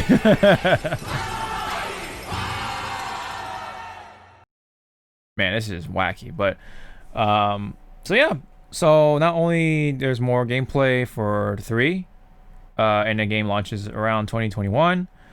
You can now play it on the Switch right now as we speak. For both. Watch everyone. The Swatch. On the Switch, yeah. First 2 games, so No More Heroes and No More Heroes 2 Desperate Struggle. Both are on the Switch, so I was hoping that they were gonna do this, so that way like people can like get to know the game, right? On the Switch is the great opportunity to do so. So whenever I get the chance, I would love to actually get my hands on it. Maybe that might be a game for me for January. Hopefully that's a thing. So, because I know December is gonna be Cyberpunk month. November might be Yakuza 7 for me when that comes around. So so you're saying something? How do you is this a game for you or something like that? Like any? Yeah, like I was just thinking out loud. I was like, is this a game for me? No. Mm-hmm. But is it a game that I would like try out? Yeah. Mm-hmm. So I don't know. It looks good. And like you were saying about the voice actor, like he sounded like he was having a lot of fun. Like I think that's what this game is all about. You know, it's just wacky, all fun. It's very silly. This guy is kind of like an otaku, like a very big anime fan. So he likes all the Japanese stuff too. As you can see, like when he was doing, he even said like, you know, Super Moe and stuff like that. But also like when he said henshin or henshin, whatever.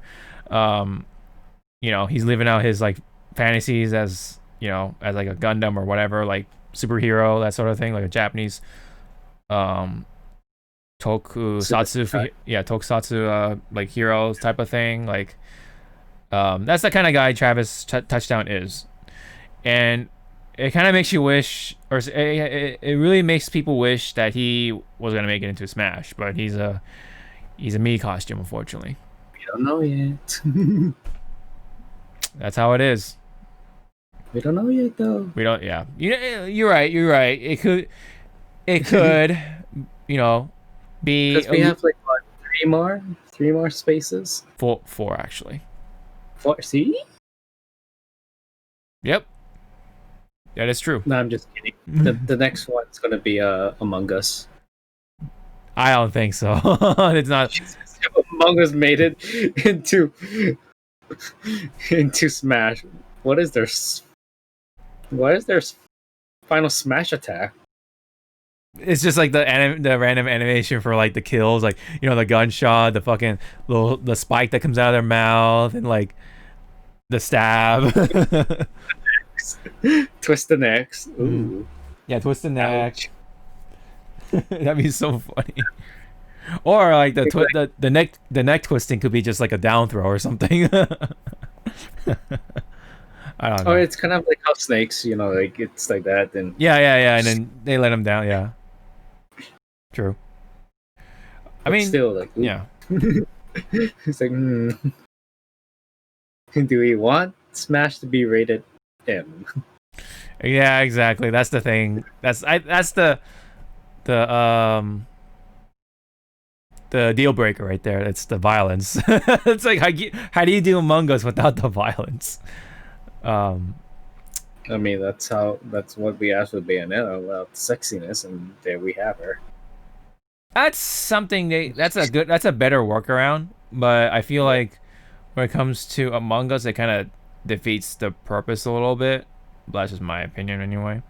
If we're really thinking about Among Us making it into a Smash, I think if anything, they would definitely make better assist trophies. You know, they could just like, you know, just have the spike not really go through people, but like, just hit them. You know what I mean? Like how, like Lynn's, critical strike. It could work like that. Like once they sit there menacingly for like a couple of seconds, they just open up their head, and then and then whatever spike hits them, yeah, like whatever hits them, it'll kill them in one hit. Kind of like that. That'd be funny. But anyway, we do have some Smash news a little bit in a way. But anyway, There was a tweet for, relating to 16, Final Fantasy 16 to be exact, with this artwork right here. Release date? Hmm? A release date? Not yet. No? I go back to sleep. There's artwork right here, which does look really sick, actually. And also, what's up? Is that Noctis? Absolutely not. It looks like Why does it remind me of why do I think of like a little bit of Diablo with this guy right here, and like, but the overall thing, it kind of reminds me of like Dragon Age or something like that for some reason. A little bit. I sleep. I don't know. I sleep. I see. But yeah, it's the website for it has launched. I actually have not checked it out just yet, but I don't think there's much to it just yet, of course, because that'll be. Oh, that's a good comparison here. I think you'll get a kick out of this one. How do I? You'll get a kick out of it. Because I know you. You played that game before. Let me see. I'm gonna put it up down here. So there we go. It's like, that's yes. Kinda, yeah. I kind of see it. Imagine her going into Smash.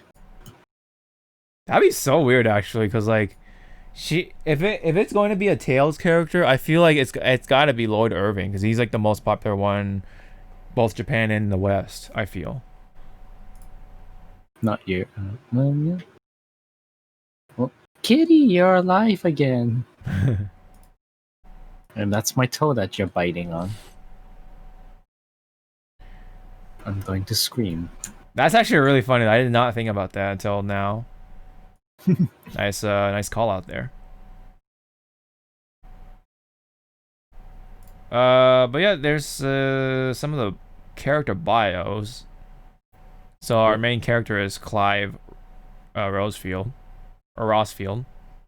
However you feel like, I guess. Rose Field. Right, yeah. Joshua. Joshua. Jill Warwick. Yeah, that's about it. What? Jill Warwick. Oh god. Wardick. Wardick. It's like, what? Let's leave it off on that. No. What's wrong with you? Yeah. Anyway. Oh yeah. Sorry. Hold on. No. Get away from there. I will bite you. Okay. Okay, get out of here.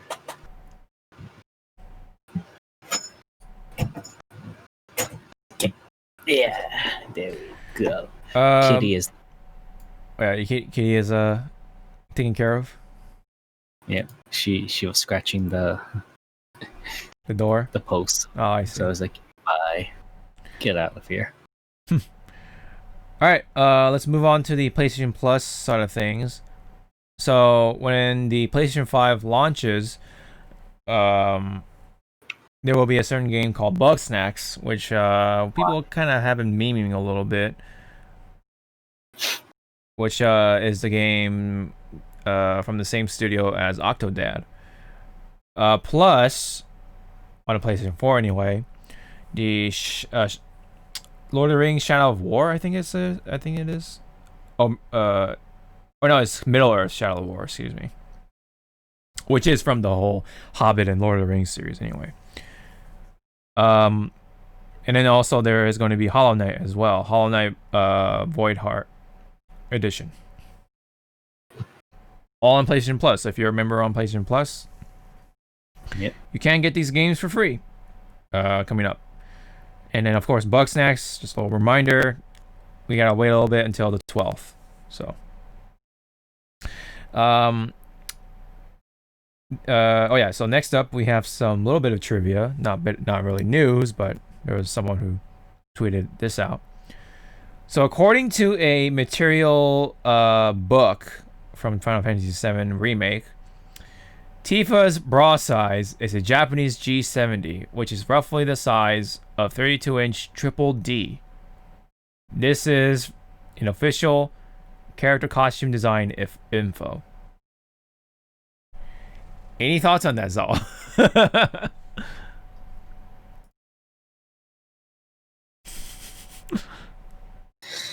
And people complain that her breast size shrunk.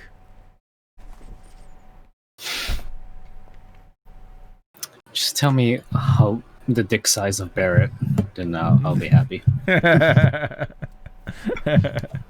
Come on, you cannot just do only the females. You gotta do the males. True. I thought I'd throw that in there because people complain about her breast size being reduced.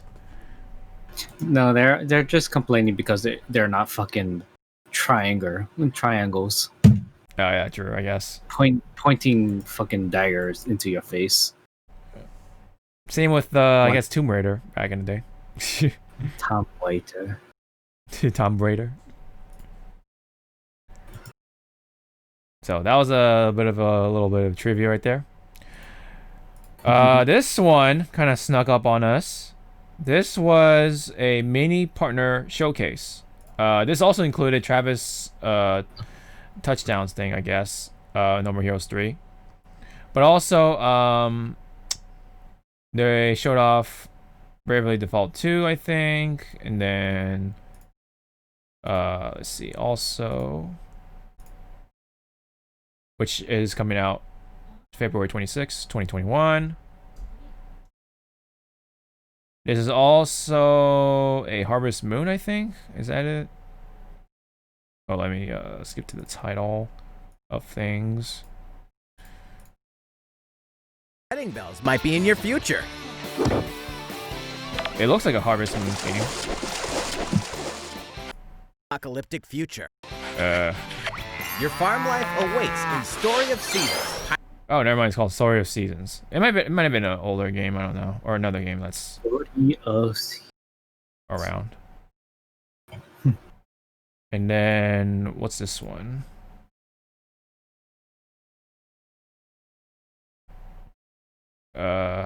Sorry. Surviving the Aftermath. This kind of looks like a RTS survival game. And the next one up, this could look. Oh yeah, this is a. What is it called? Rising Phoenix. Yeah. Immortals Phoenix Rising, formerly known as Gods and Monsters, because Monster, the energy drink company, were going to sue them because they're using the word monster, because apparently they have a trademark on it. I don't know, which is stupid. This is supposed to be the Greek mythology themed Breath of the Wild sort of thing from Ubisoft. With Titans using 3 weapons. A sword for quick hits. An axe for devastating blows. A new legend is waiting to be told. Fulfill your destiny when Immortals Phoenix Rising launches on Nintendo Switch. Oh, it's coming out December 3rd of this year. Oh wow, I didn't even know that. So there you go. Let me look at my wallet. Begin today. I have $1 left. Here's a sneak peek at some upcoming Nintendo Switch games in Griftlands. Oh, it's a crispy dollar too. Oh, nice. So there are some other like indie games and all that stuff. There was also a Switch release for Control. Bureau of Control. Which is We're in kind of surprising considering that this was from like PlayStation 4, Xbox One, also being upgraded to PS5 and whatever. It is supposed to be a cloud version? Okay, that's weird. And of course, we already talked about it. No More Heroes, right? And then... Use your trusty claw to grab, carry, and... more indie games. And then there was more on... Age of Calamity. Check. Rule one of the researcher's code is to never give up. Above all else, your duty is of the utmost importance.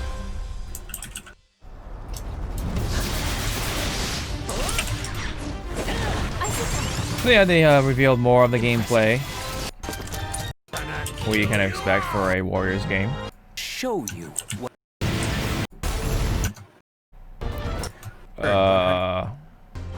Full game. But let me see. That concludes our last Nintendo Direct. Like I didn't even know there was a mini direct at some point in October. This was out on the 28th. Like I didn't even know that. Did you? Like, did you know that there was a mini direct from October? Yeah, I knew. It was just that there was some. It was there, but it was like, oh, that's nice. Thank you. Mm-hmm. But again, it's like, it's like,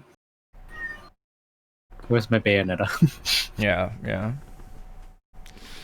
But all of these games, that's for the what? Anyways,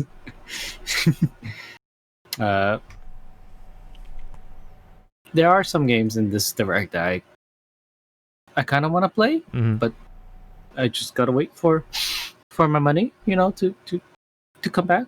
Yeah. I get it. I get it. Okay, well, we did talk about Smash a little bit, especially with like the characters and stuff like that. So I kind of wanted to sort of segue into that one, but maybe that might have messed things up. But anyway, so I wanted to put on my tinfoil hat for this one because Ed Boon put out this one. He says, this is from November 1st, from Ed Boon himself. I used to love making these kind of flipbook animations. Thanks, was it Danner M5? I think that's the person who made this animation, but Ed Boon tweeted out, right? And the animation doesn't have any sound or anything, I don't think, but it does involve with Scorpion doing his Injustice ultimate attack or whatever on Kirby.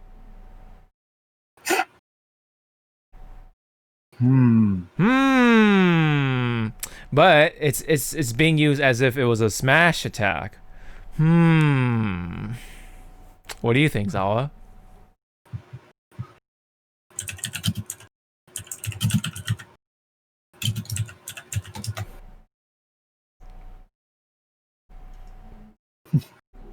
What do you think?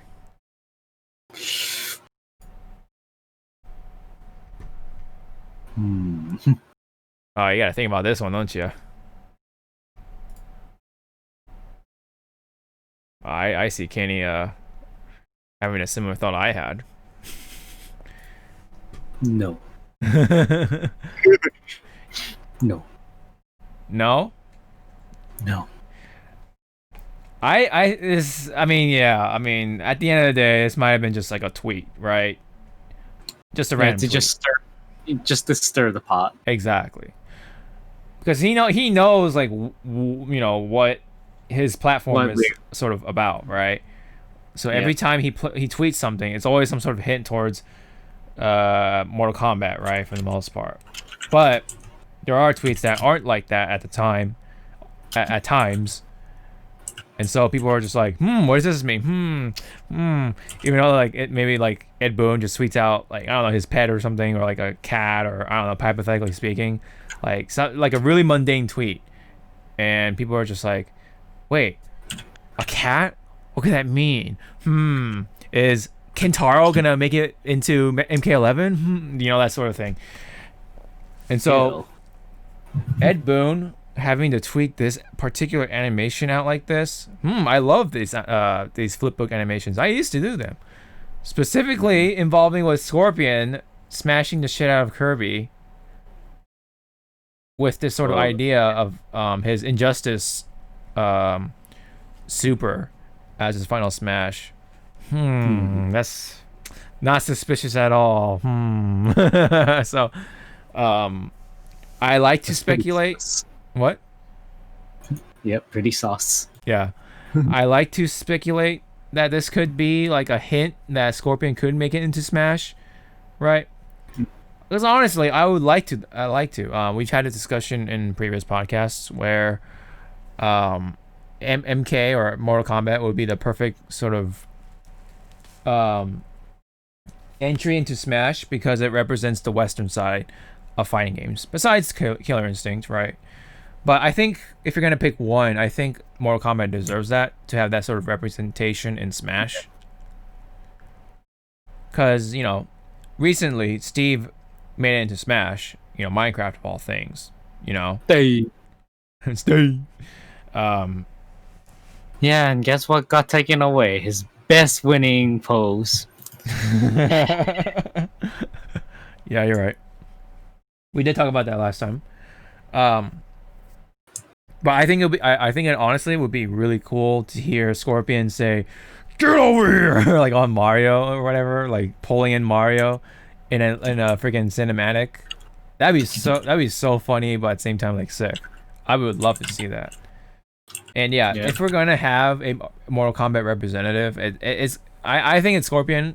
Sub-Zero can go represent MK. I'd be fine with that too. But preferably, I want Scorpion, just because he's more iconic. He's more of that mascot, the MK face, in my opinion.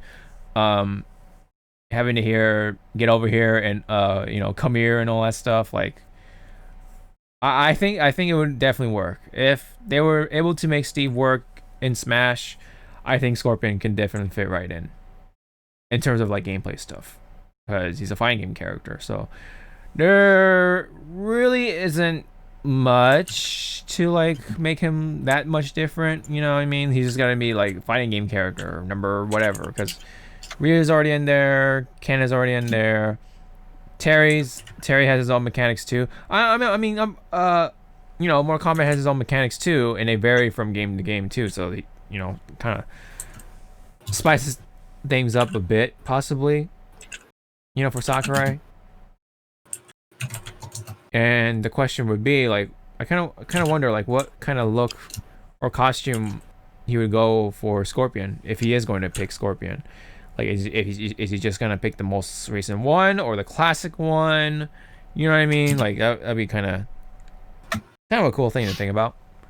If he does pick the classic costumes, it'd be funny because you can definitely do all the other alt colors, like Scorpion's color, or not Scorpion, Sub-Zero's color, Reptile's color, Smoke, and all the other ninjas, right? So that'd be kind of an idea, just to kind of make those references. Not to mention the music. Well, preferably the classic music, right? Because the newer stuff isn't quite as memorable, to be all honest. But if we can somehow include the movie theme in there, that'd be really cool. But I don't think that's gonna happen. That's like asking a bit too much there, sir. Yeah, if they can grab the remix from the trailer, the launch trailer, that'd be pretty sick. If that can happen, but all in all, this is all just speculation. Yeah. Would you think that Mortal Kombat is a good candidate? Yeah. Yeah. Mm-hmm. Why not? Mm-hmm. Like seriously, why not? Yeah. And there you go. There's already an idea for the final Smash. Just take the Injustice one, and doesn't really necessarily have to be violent,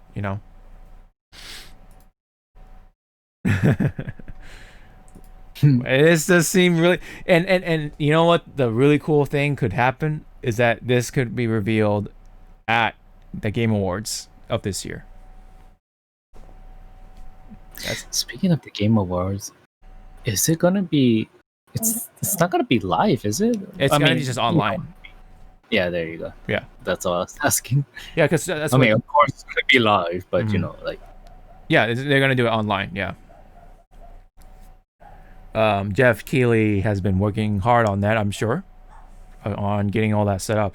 We're getting close, dude. We're like pretty much like a month away, which is crazy. We're already like literally like two stepping stones away from 2021, dude. are you sure about that? My dog thinks so. Oh, she's wrong. All right, let's get a move on here. Anyways, MK and stuff. The trailer for Melina has come out. Have you seen this yet? Gross. Yeah, pretty gross. Oh no, I meant the other type of gross. Mother wants us to live as sisters. Further proof that she's lost her mind. Come, let us be a family. Fight! Great job on the voice acting too from Melina's voice actress.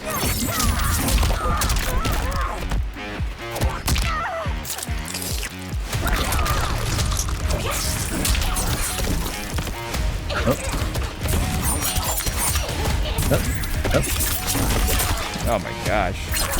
She has like the Shao Kahn helmet going on, and she has that move. It's kind of pretty sick. Oh my gosh, she's Gilgamesh. Yeah, right. Right.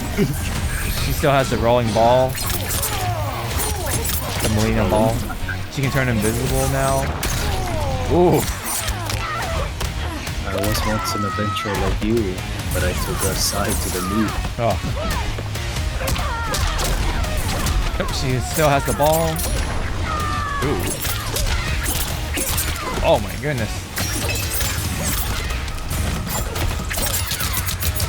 Dude. Stabby stab, Stabby stab in the face.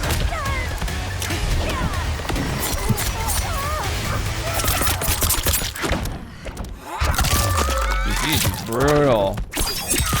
Oh. Oh. It's fine. She's fine. And look, watch this fatality. She's fine.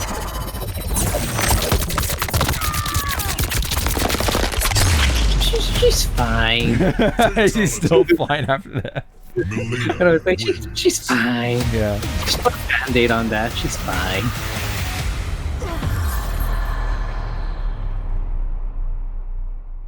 That victory pose. My goodness. And people will still want a BJ from her. Did I say that out loud? I'm sorry. I mean, you're not wrong, but that was pretty loud. That was a pretty loud thought. Yeah. It's like, ooh, you want one from her? Okay. Right. You're not wrong though. There are people who are into her like that. Yeah. Which, all right. I mean, that's your thing. I mean, all right, cool. It's like, okay. Have fun. Yeah. You may be bleeding, but you know, have fun. And that's it. That's it for Melina. So that's all the characters for that pack being revealed. So I think they're all gonna come out at the same time, which is kind of interesting. But yeah, any thoughts on her visually or anything relating to Melina?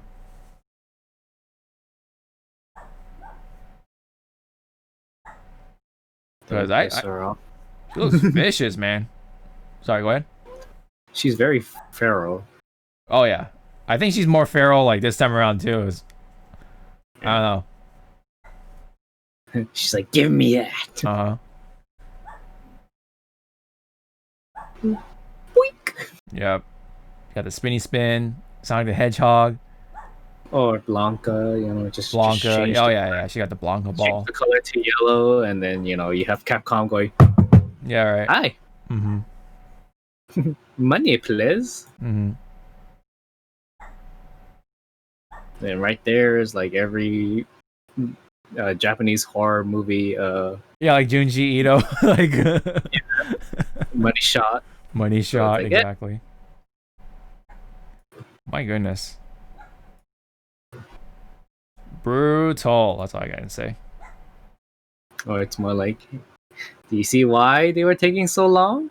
Do you see it now, Mr. Krabs? I wonder what her other fatality is. We'll find out soon, I guess. She what? Just eats you whole. Probably. I don't know. I mean, I wonder what her friendship is too. It's gonna be so weird because Katana's friendship has Melina, but now it's like she's actually here. So what's her friendship gonna be like? You know what I mean? Like Melina's friendship. I mean, eat you whole. She still eats you whole. And instead of friendship, it's just gonna say delicious. All right, something like that. More on the fighting game news side of things. There was a tweet from Soul Calibur saying that we are currently working diligently on the next character, excuse me, to end Season Pass 2. Because remember, Harumaru came out. He was the third character out of the 4. So we still definitely have one character left for that pack. So I don't know if this particular silhouette says anything. Jojo. I don't know. Jojo? I mean, someone said it was Jojo. I mean, wait, is that Wamu? Yeah, it is Wamu. Yeah, that's Wamu. Anyway. Good. Rather have a JoJo character in Smash, but good. I mean, I don't know, dude. Like, are we going to have to resort to comic book characters at this point, or manga characters for Smash upcoming? Yes, let's have Goku and Ichigo and Luffy. Yeah. And Naruto. And Gundam. Gundam. That's not shonen. That's not shonen. Well, Gundam that's weird. That's a weird one. Is that just that's just an anime, right? Yeah, it's just I don't think it's owned by like shonen or stuff like that. Well, no, it's owned by like Bandai / Sunrise, I think, right? Yeah. Yeah. Yep. So it's not a shonen. So I'm like thinking, is it Saitama or Saitama or the kid from Dr. Stone? No, not Dr. Stone. Oh. The one the anime is getting a reboot or a relaunch. Shaman King. Oh, Shaman King. Yeah, yo from Shaman King. Oh, yeah. Oh man, I can't wait for the anime to come out, dude. Oh man. So it's gonna come out and it's gonna say delayed.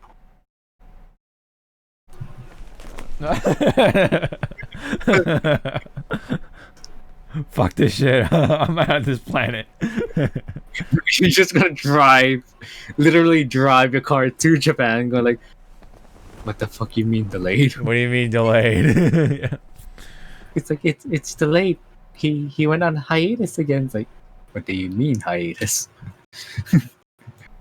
I mean, the author did go on a hiatus, funny enough, during the manga run,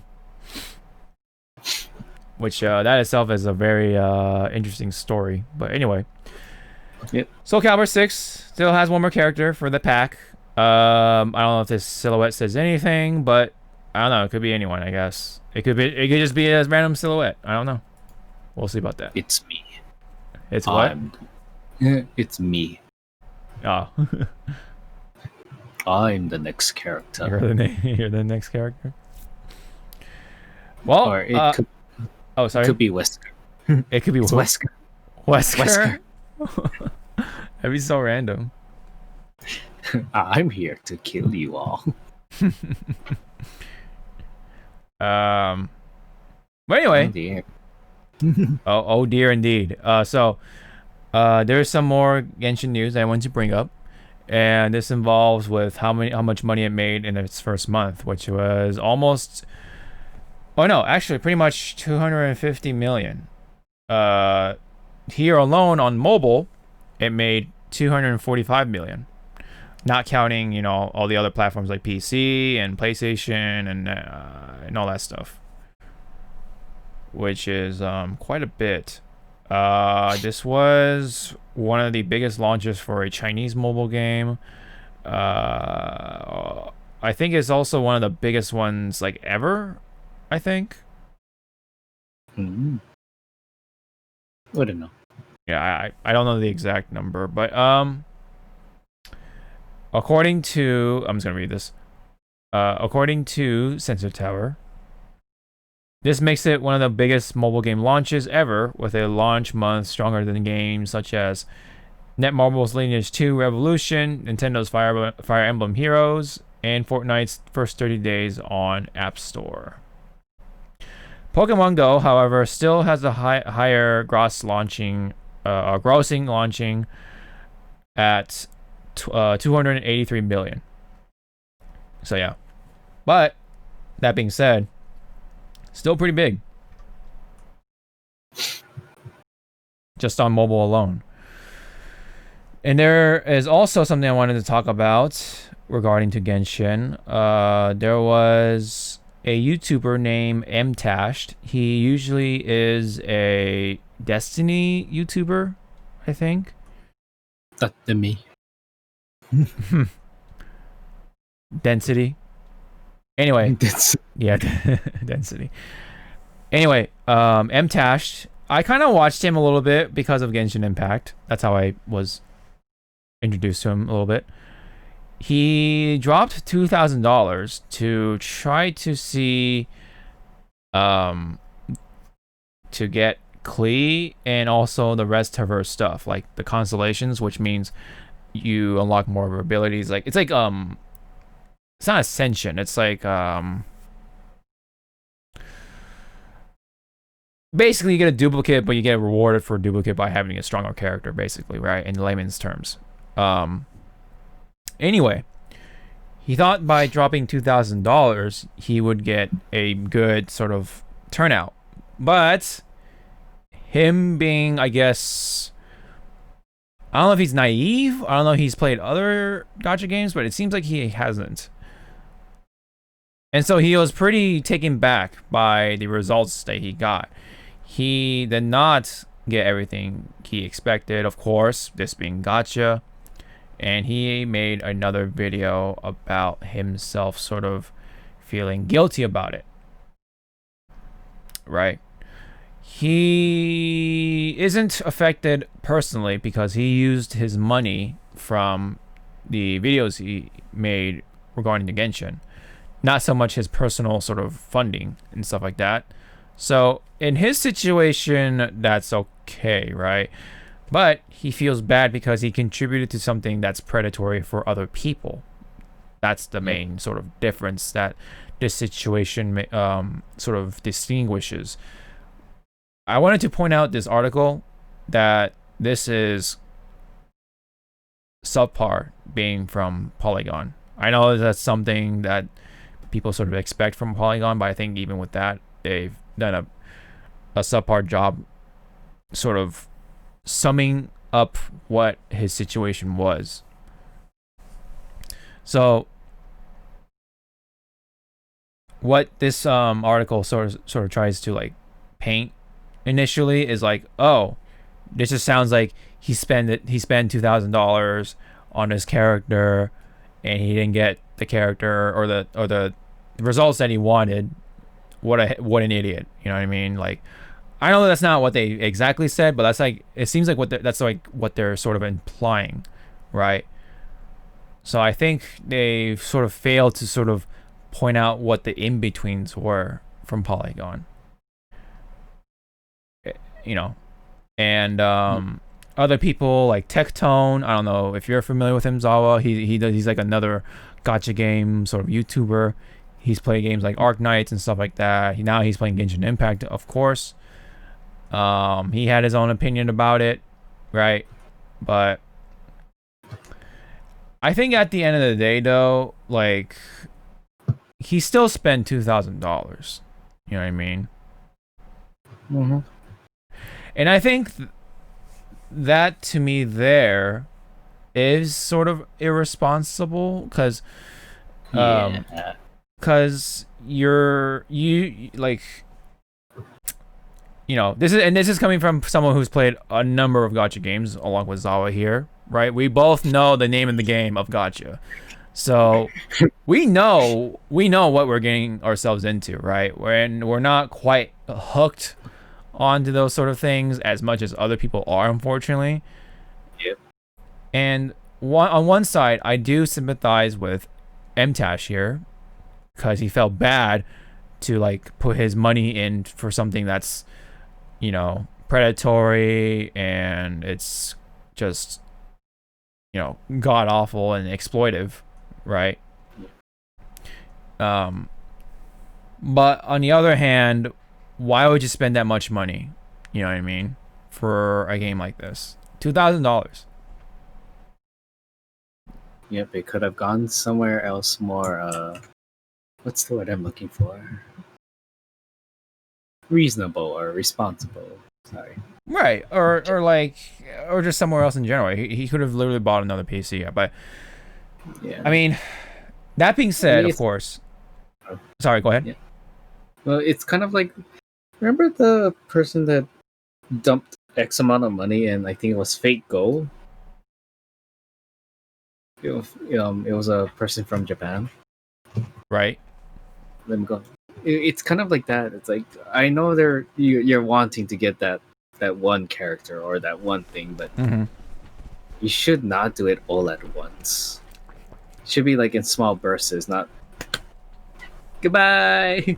Goodbye. Yeah, because like, what if you already preemptively put $2,000 in gems, right? And then but let's just say in 6 rolls, you know, there's a chance where you can get that character 6 times in a row, and you already got your highest sort of base stat character, like in this case here, you know, Klee, which was he was going after, Klee with the highest constellation already in all those within those roles. So what do you do with the rest? It's like, well, you already put that much money down, you know, into this game. Now it's trapped in here forever until you just burn it off for the rest of your playtime or whatever, your career with Genshin. You know what I mean?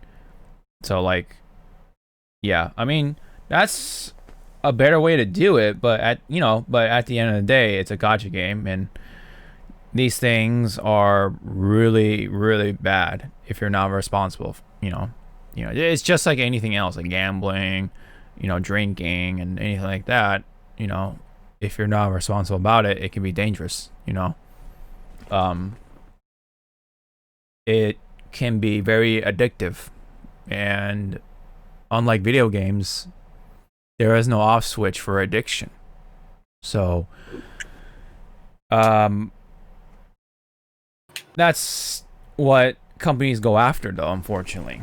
You know, gacha is not just in gacha. Gacha is now also in the American games, like, you know, FIFA and like NBA and like, you know, the sports games from EA and stuff like that. You know, those things. That's fucked up too. You know. Yep. That's what we all have to remember. You know what I mean?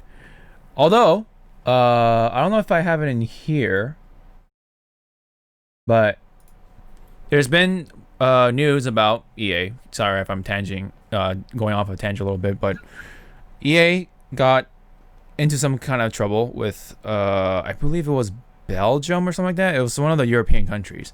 They're being fined because they are violating some sort of like guidelines involving with the loot boxes and gambling sort of similarities and such. So they're trying to fight that case, but if they lose, they have to pay at least $10 million or something like that, at least. A lot of money involved in this. So there is some sort of fight back for it, a counter, but in this case,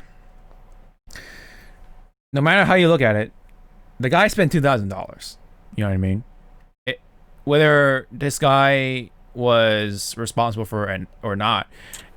Now, of course, let me throw this in here too. He earned that money back, and you know, not long after, because that video itself of him spending $2,000 for Klee made all the money back anyway. But I think that itself is also a gamble. It's like, what if people didn't watch your video? You know what I mean? But of course, but even with that said, also, he pulled that money from the Genshin Impact revenue. You know what I mean? So, like I said, in his situation, he's fine. He's not his personal sort of finances aren't damaged or anything like that. They're not in big trouble or anything like that. But the main point in this situation is that he felt bad that he's contributing to something that's addictive and predatory and just exploitive. So that's why from that point on, he went to go free to play, at least for a little bit. But now, let me actually lead into another bit of news right here. MiHoYo, the company that makes Genshin Impact, for some reason, went ahead and increased the prices on their currency, their in-game stuff, the stuff that you need to get for gems and whatever, right? Wishes in this case. They increased those prices on the App Store in certain countries like Indonesia, India, Russia, Colombia, and then of course Brazil. So now they increased from 70 to 80% from the original price. And the largest bundle that's available is available for, I think it says 549.99 Brazilian real, which is half of the salary earned by the average worker in one day or something like that. What do you think of that? Jesus Christ. Yeah, like, right? Like if this is their way of trying to like tell people spend responsible, you know, it's not working. Mm-hmm. Because people will find a way. Life finds a way. So the reason why this happened, quote unquote, was because of the fees and stuff or the policy changes that happen for these certain countries. So that's why they upped the price for whatever. But dude, like, this is going to hurt the game further, because it's like you're really putting up this paywall even bigger for these certain countries. It's fucked up. You know, that means these guys can't get like the characters they want as much. You know, they can't summon as much. You know, they have less chances of trying to summon, period. You know, if they wanted to drop in some money, it's like, geez. Yeah, it's a big chunk of their salary, their daily salary, let's just say. Yep.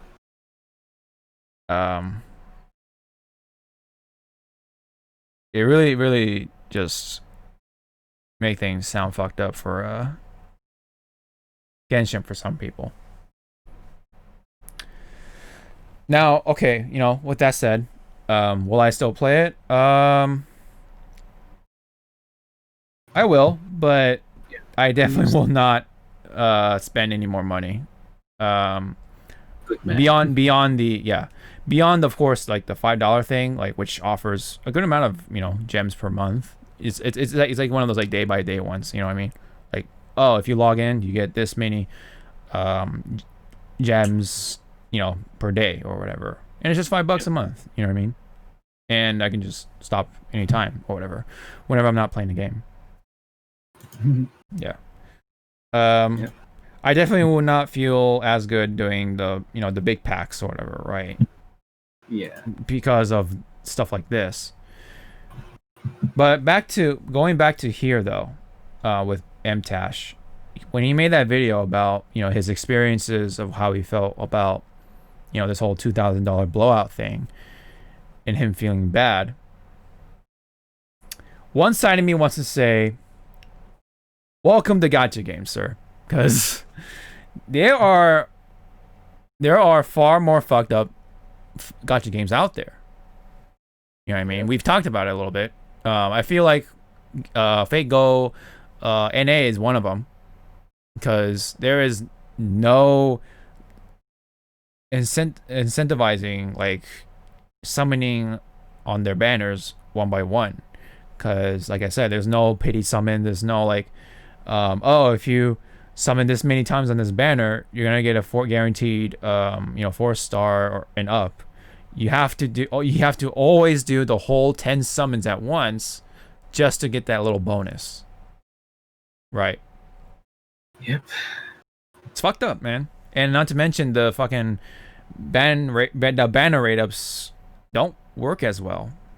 At least here in Genshin Impact, in my opinion, from my experience, they seem to work really well, almost too well, depending on who you want. Because there are people who rolled on Venti, right? Just because that was the first banner. You don't know what to roll on, so you're gonna roll on Venti banner. And guess what? That many people got Venti. The never mind. I don't want to say that word, but anyway, the twink, I guess you can say, right? Oh God. Who is this? Oh. Someone wants to play Pokemon. Oh yeah. Anyway, a lot of people got him because the banner rate up is actually, it works. You know what I mean? Yep. Yeah, like games like Fire Emblem it has gotten better, but it's still like kind of dumb as well, I must say. What was another one? But I mean, yeah, that's FGO is another. It's like the big one, you know what I mean? And that still has like a really primitive and archaic sort of summoning system, in my opinion. What are your comments about those things? Pretty much the same as yours. Mm-hmm. But mine is kind of like more negative, and it's kind of like, right. Don't do it, please. Show restraint. Yeah. Don't do it. Right. Go away from that. Oh, go ahead. No, go ahead. Sorry.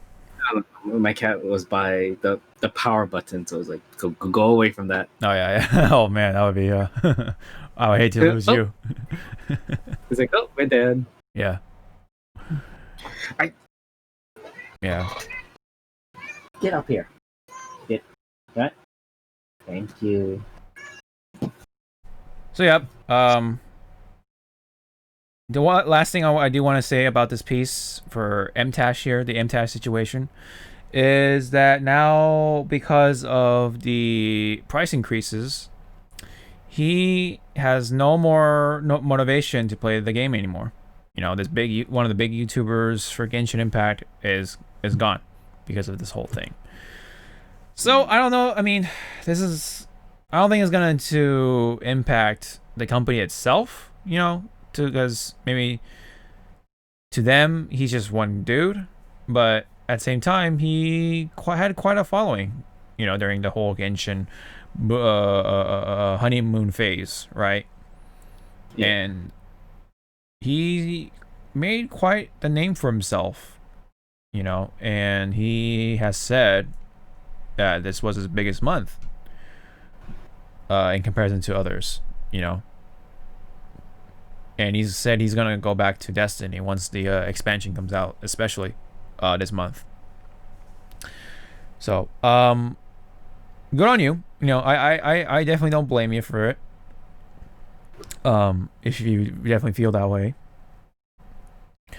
especially for you know, for what he does too. Like, he's a content creator, and personally for me, I mean, I'll still play the game, but I'm just not gonna, like, you know, spend big, Go crazy. Yeah, go crazy on it. Yeah, exactly.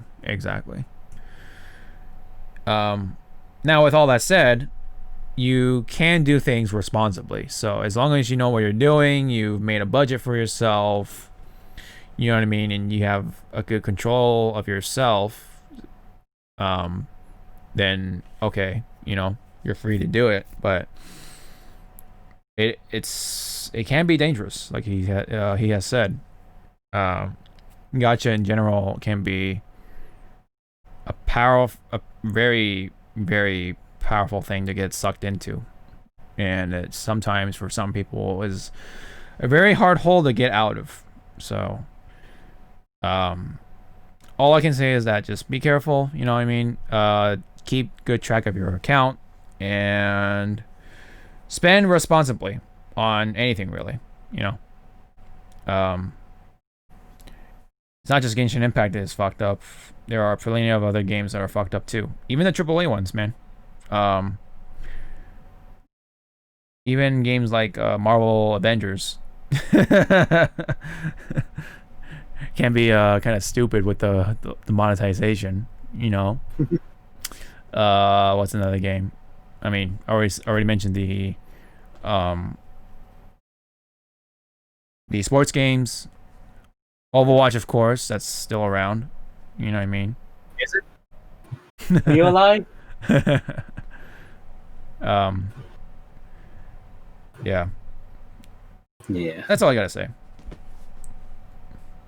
for the Genshin Impact part of things. I hope MiHoYo kind of looks into this and hopefully improves vastly for the better. But yeah, who knows how long I will be on Genshin Impact, but it's all right. The new banner is going to come up, so I will check that out, and we will see from there whether I'd like to put my time into those or not. The new updates and such. Mm-hmm. I mean, I will try it. It's just, I mean, you never know. You never know what'll happen. Maybe I'll just get tired of it real fast, and now I will drop out of it. But anyway, you move on from there for now. That's for us to see. All right, last stretch of things. Gran Turismo 7 seemingly skip. Man, I don't know what did Gran Turismo do to you? Ran me over. Ran you over. Gran Turismo 7 is releasing in the first half of 2021, seemingly, because there was an ad according to a French advertisement on YouTube, I guess. So, a bit of a leak, I guess, but looks like, yeah, it looks like it's gonna be the first half of it. So that's for Gran Turismo 7. Next one is Nintendo. Not too big on this one. Teams up with Amazon for some Mario themed delivery packaging. Any comments on that?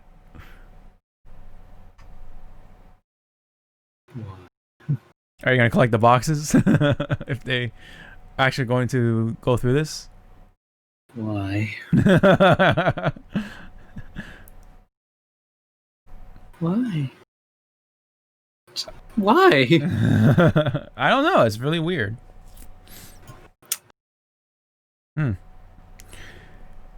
We've had, as someone who does still work at a Amazon warehouse part-time, we've had some collaborations with like other things.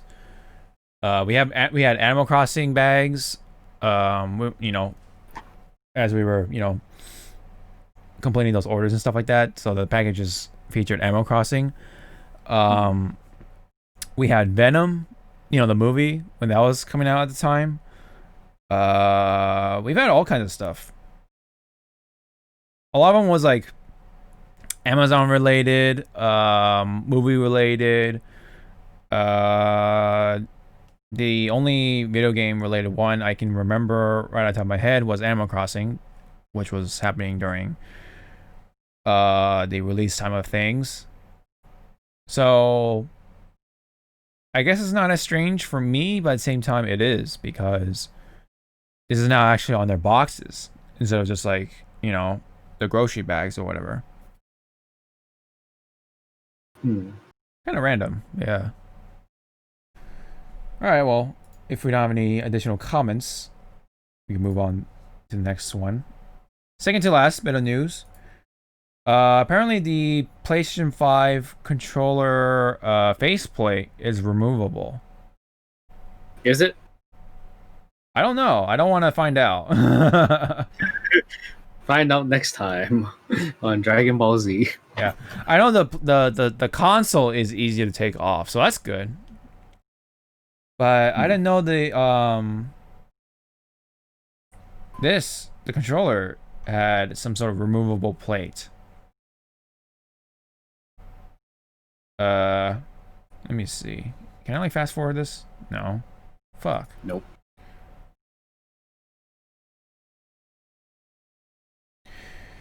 But yeah, there were some people doing the unboxings for the controller, right? And some people had the audacity to do a breakdown of them, like actually taking them apart and opening them up and trying to put them back together, but it broke. So it's like, yeah, you're fucked. Hey, good, yeah.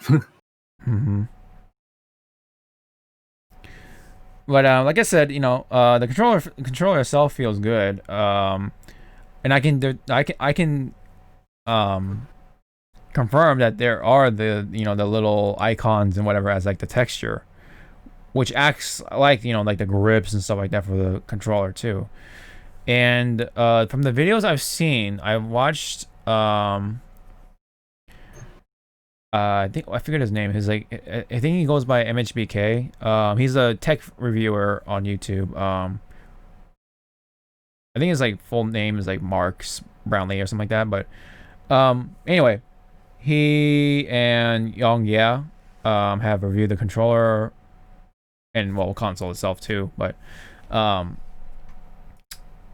they've said that the controller is what really feels the most next gen besides the graphics. Because the whole like haptic feedback thing, and they really say like all the haptic feedback is really powerful, it's really accurate, right? It's very like, it actually varies. It feels different from when you're walking on different surfaces and stuff like that, when you're interacting with different things. It actually really does what it really is set to do. It's really doing the job apparently. So they pretty much like described what Nintendo calls it. It's HD rumble, high definition rumble vibration, because of how precise it is. Because the way it does it is really different. So each of these haptic feedback sort of quote unquote motors are in each of the handles of the controller. And like I said, I kind of explained it way back when. Basically, it's like it uses like some sort of special glass plate, right? Electrical signals send pulses to create the vibration, and with that, you have a more accurate sort of vibration, and also varieties of vibrations. And also, it's very flat, right? So that's why you have that technology on your phone. That's the most common form of haptic feedback, is in your phone. So for those who didn't catch that already. So now that technology is in controllers, albeit a stronger version of it. So that's why how PlayStation is doing it seems like it's a step forward from for haptic feedback. So I can't wait to get my hands on it, especially with the adaptive triggers. That's also the other like sort of cool part about it. Apparently, like in some moments the trigger becomes way more resistant, and it takes more force to actually push it, because that's what's trying to emulate, you know, the forces in the game. So the force. So who knows? Yeah, once Gran Turismo comes out, I really cannot wait to try it out. Like, I want to see, you know what I mean? See if that really applies to, like, you know, racing games as well. So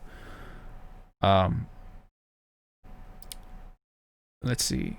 But yeah, you know, that's pretty much all I had to say about that. Any comments, anything at all for like what you've seen so far? Like, have you checked out any of the YouTubers that got the PlayStation 5 early and stuff like that to see their impressions and whatever, like the controller and all that stuff, or not really?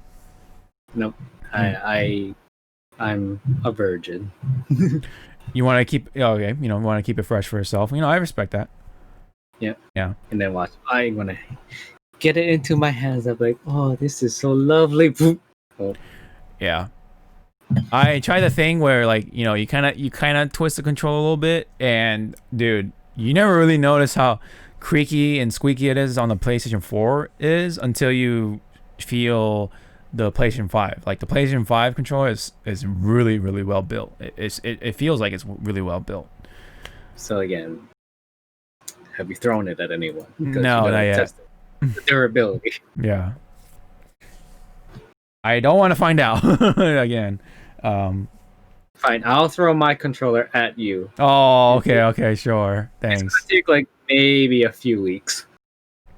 I feel like that's just gonna hurt, dude. That shit's solid. Oh yeah, you can throw it at yourself.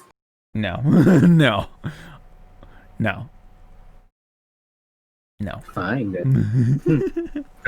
Jeez, you want to see people hurt themselves, man? Why don't you go watch like Jackass or something? No, it's fine. Alrighty, let's wrap it up with some Warframe news. So Warframe is also coming to the PlayStation 5 this year, apparently. So I believe I'm assuming that you're able to carry over your your saves and stuff like that. They're implementing the adaptive triggers, haptic feedback, right? So yeah, for me, like, it only makes me more excited to try out this controller and the PlayStation 5 and all that stuff. I can't wait. You know, I want to try out the little demo that they have with I forget what that game is, but yeah, it's just like a little demonstration game to like show off the technology of the PlayStation and the controller too. So, I want to try that, and I want to see if that applies with Call of Duty. I want to see if that applies with like, I don't know, any other game that kind of catches my eye, but definitely I want to test it out once Gran Turismo comes out. It seems like a really good game to test out the triggers, you know, to see if like the concrete or like the dirt or whatever like really kind of comes through or something like that. Makes me excited. Well, after I watched a couple of YouTubers like kind of get their hands on the controller, but I do like it from the looks side of things too. It looks nice. It looks really clean. Feels good. You know, so far. Have you haven't ordered the extra controller, have you? No, not yet. Okay. I'm probably gonna buy one up in Florida when I fly up there, if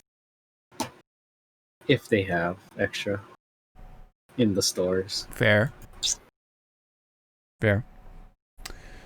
All right. Do you have anything that you wanted to share to sign us off that comes to mind? Pokemon Sword and Shield NPCs are still stupid. Oh yeah. I'll briefly talk about that since I actually played it myself. So I think it's a cool update. I mean, me and Zawa were playing plenty of of the Dynamax Adventures to get ourselves a good amount of legendaries. I got Giratina, my favorite legendary. So I'm pretty happy with that. So yeah, there were some times where like we got like these like really whack ass Pokemon, and we're just like having a hard time like getting through like the fucking the lanes or whatever. Oh my gosh, that was something. And then I watched you try to catch those Pokemon, dude. Like, oh man. But wasn't it like one of our adventures though? NPC kept switching to every freaking stop we went to, and it's like, stop. Yeah. Stop. I always had the JonTron sound or meme sound, like stop when he like shouts stop really loud. But anyway, yeah. I mean, it's a really fun update, and then also during like your adventures, like sometimes like some Pokemon's pop up that you wouldn't find in the wild. Like which Pokemon was it? I caught in a failed Pokemon. Just take it because I think. Come on. Yep, we're busting it out. Oh my goodness. Where is it? Here it is. I'm gonna check summary. I don't know if they can see it correctly. I don't know who this is. Oh, that guy. Yeah. I had him like early in the game. I can't see the name though. But so I don't know who this is, and I was like, "What are you?" This was that's from early Sword and Shield. Oh yeah, so well, this is my box for now. I don't know if you can see. Can you? Yeah, there you go. Move it a little more. Yeah, there you go. Yeah, nice collection of legendaries so far. And then the other part. Yeah. Yep. Oh damn! You got the birds. Nice. I need to get the birds as well. Bird. The birds. Oh, which did you catch? Clayrix? Not Clayrix yet. No. I haven't gone too far with the story yet, so I have to get on that. What's wrong with you? Good question. Too much Genshin Impact. Probably. I mean, you know, I've been busy with work as well, so yeah, that too.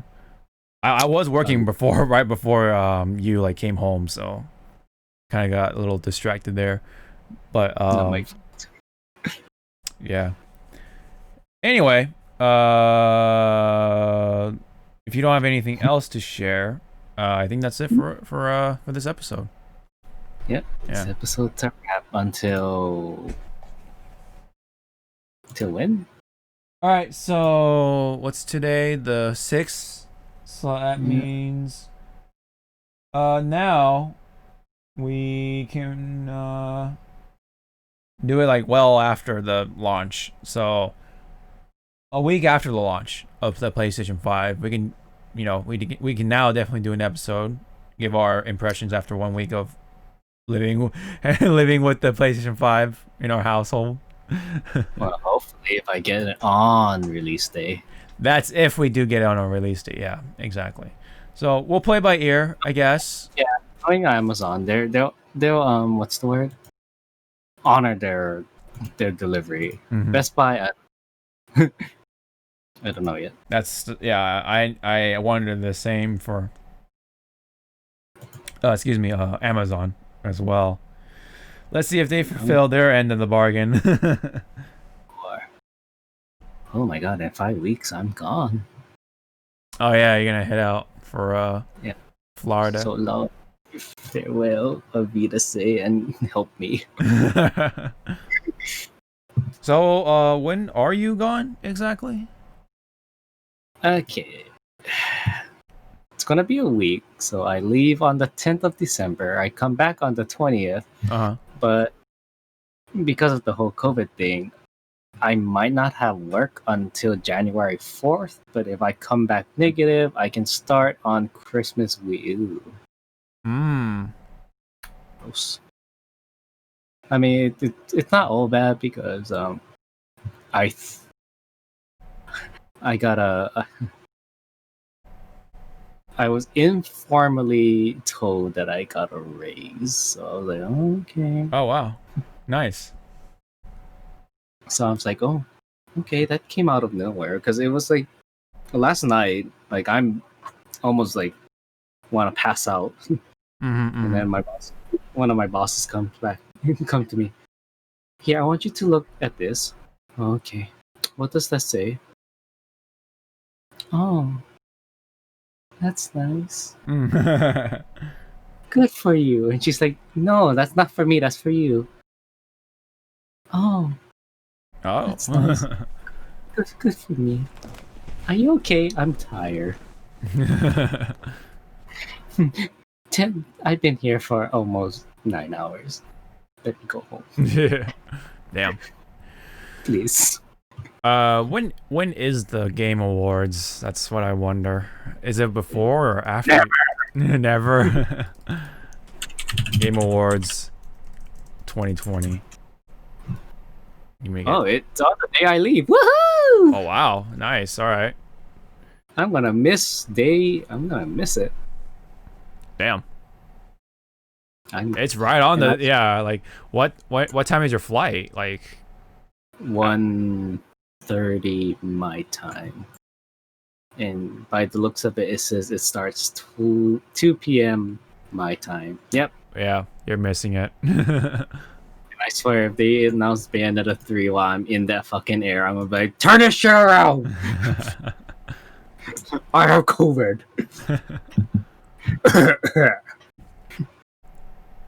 No, I shouldn't. Knock on wood. Well, we still have some time for at least the PlayStation impression, so we'll be back for that. And so that'll be it for the 120th episode of the Hypecast. Thank you guys so much. Again, we'll be back for the PlayStation launch week, I guess you can say, after 1 week of the launch day. So looking forward to that, and hope you guys all are as well, whether it's PlayStation 5 or Xbox, whether it is you're waiting for. And I guess hopefully by then we know who our next president is and all that stuff. Hopefully they don't slack off on that. Anyway, yep. There's the kitty. So let's say bye to the audience cat. All right. Thank you.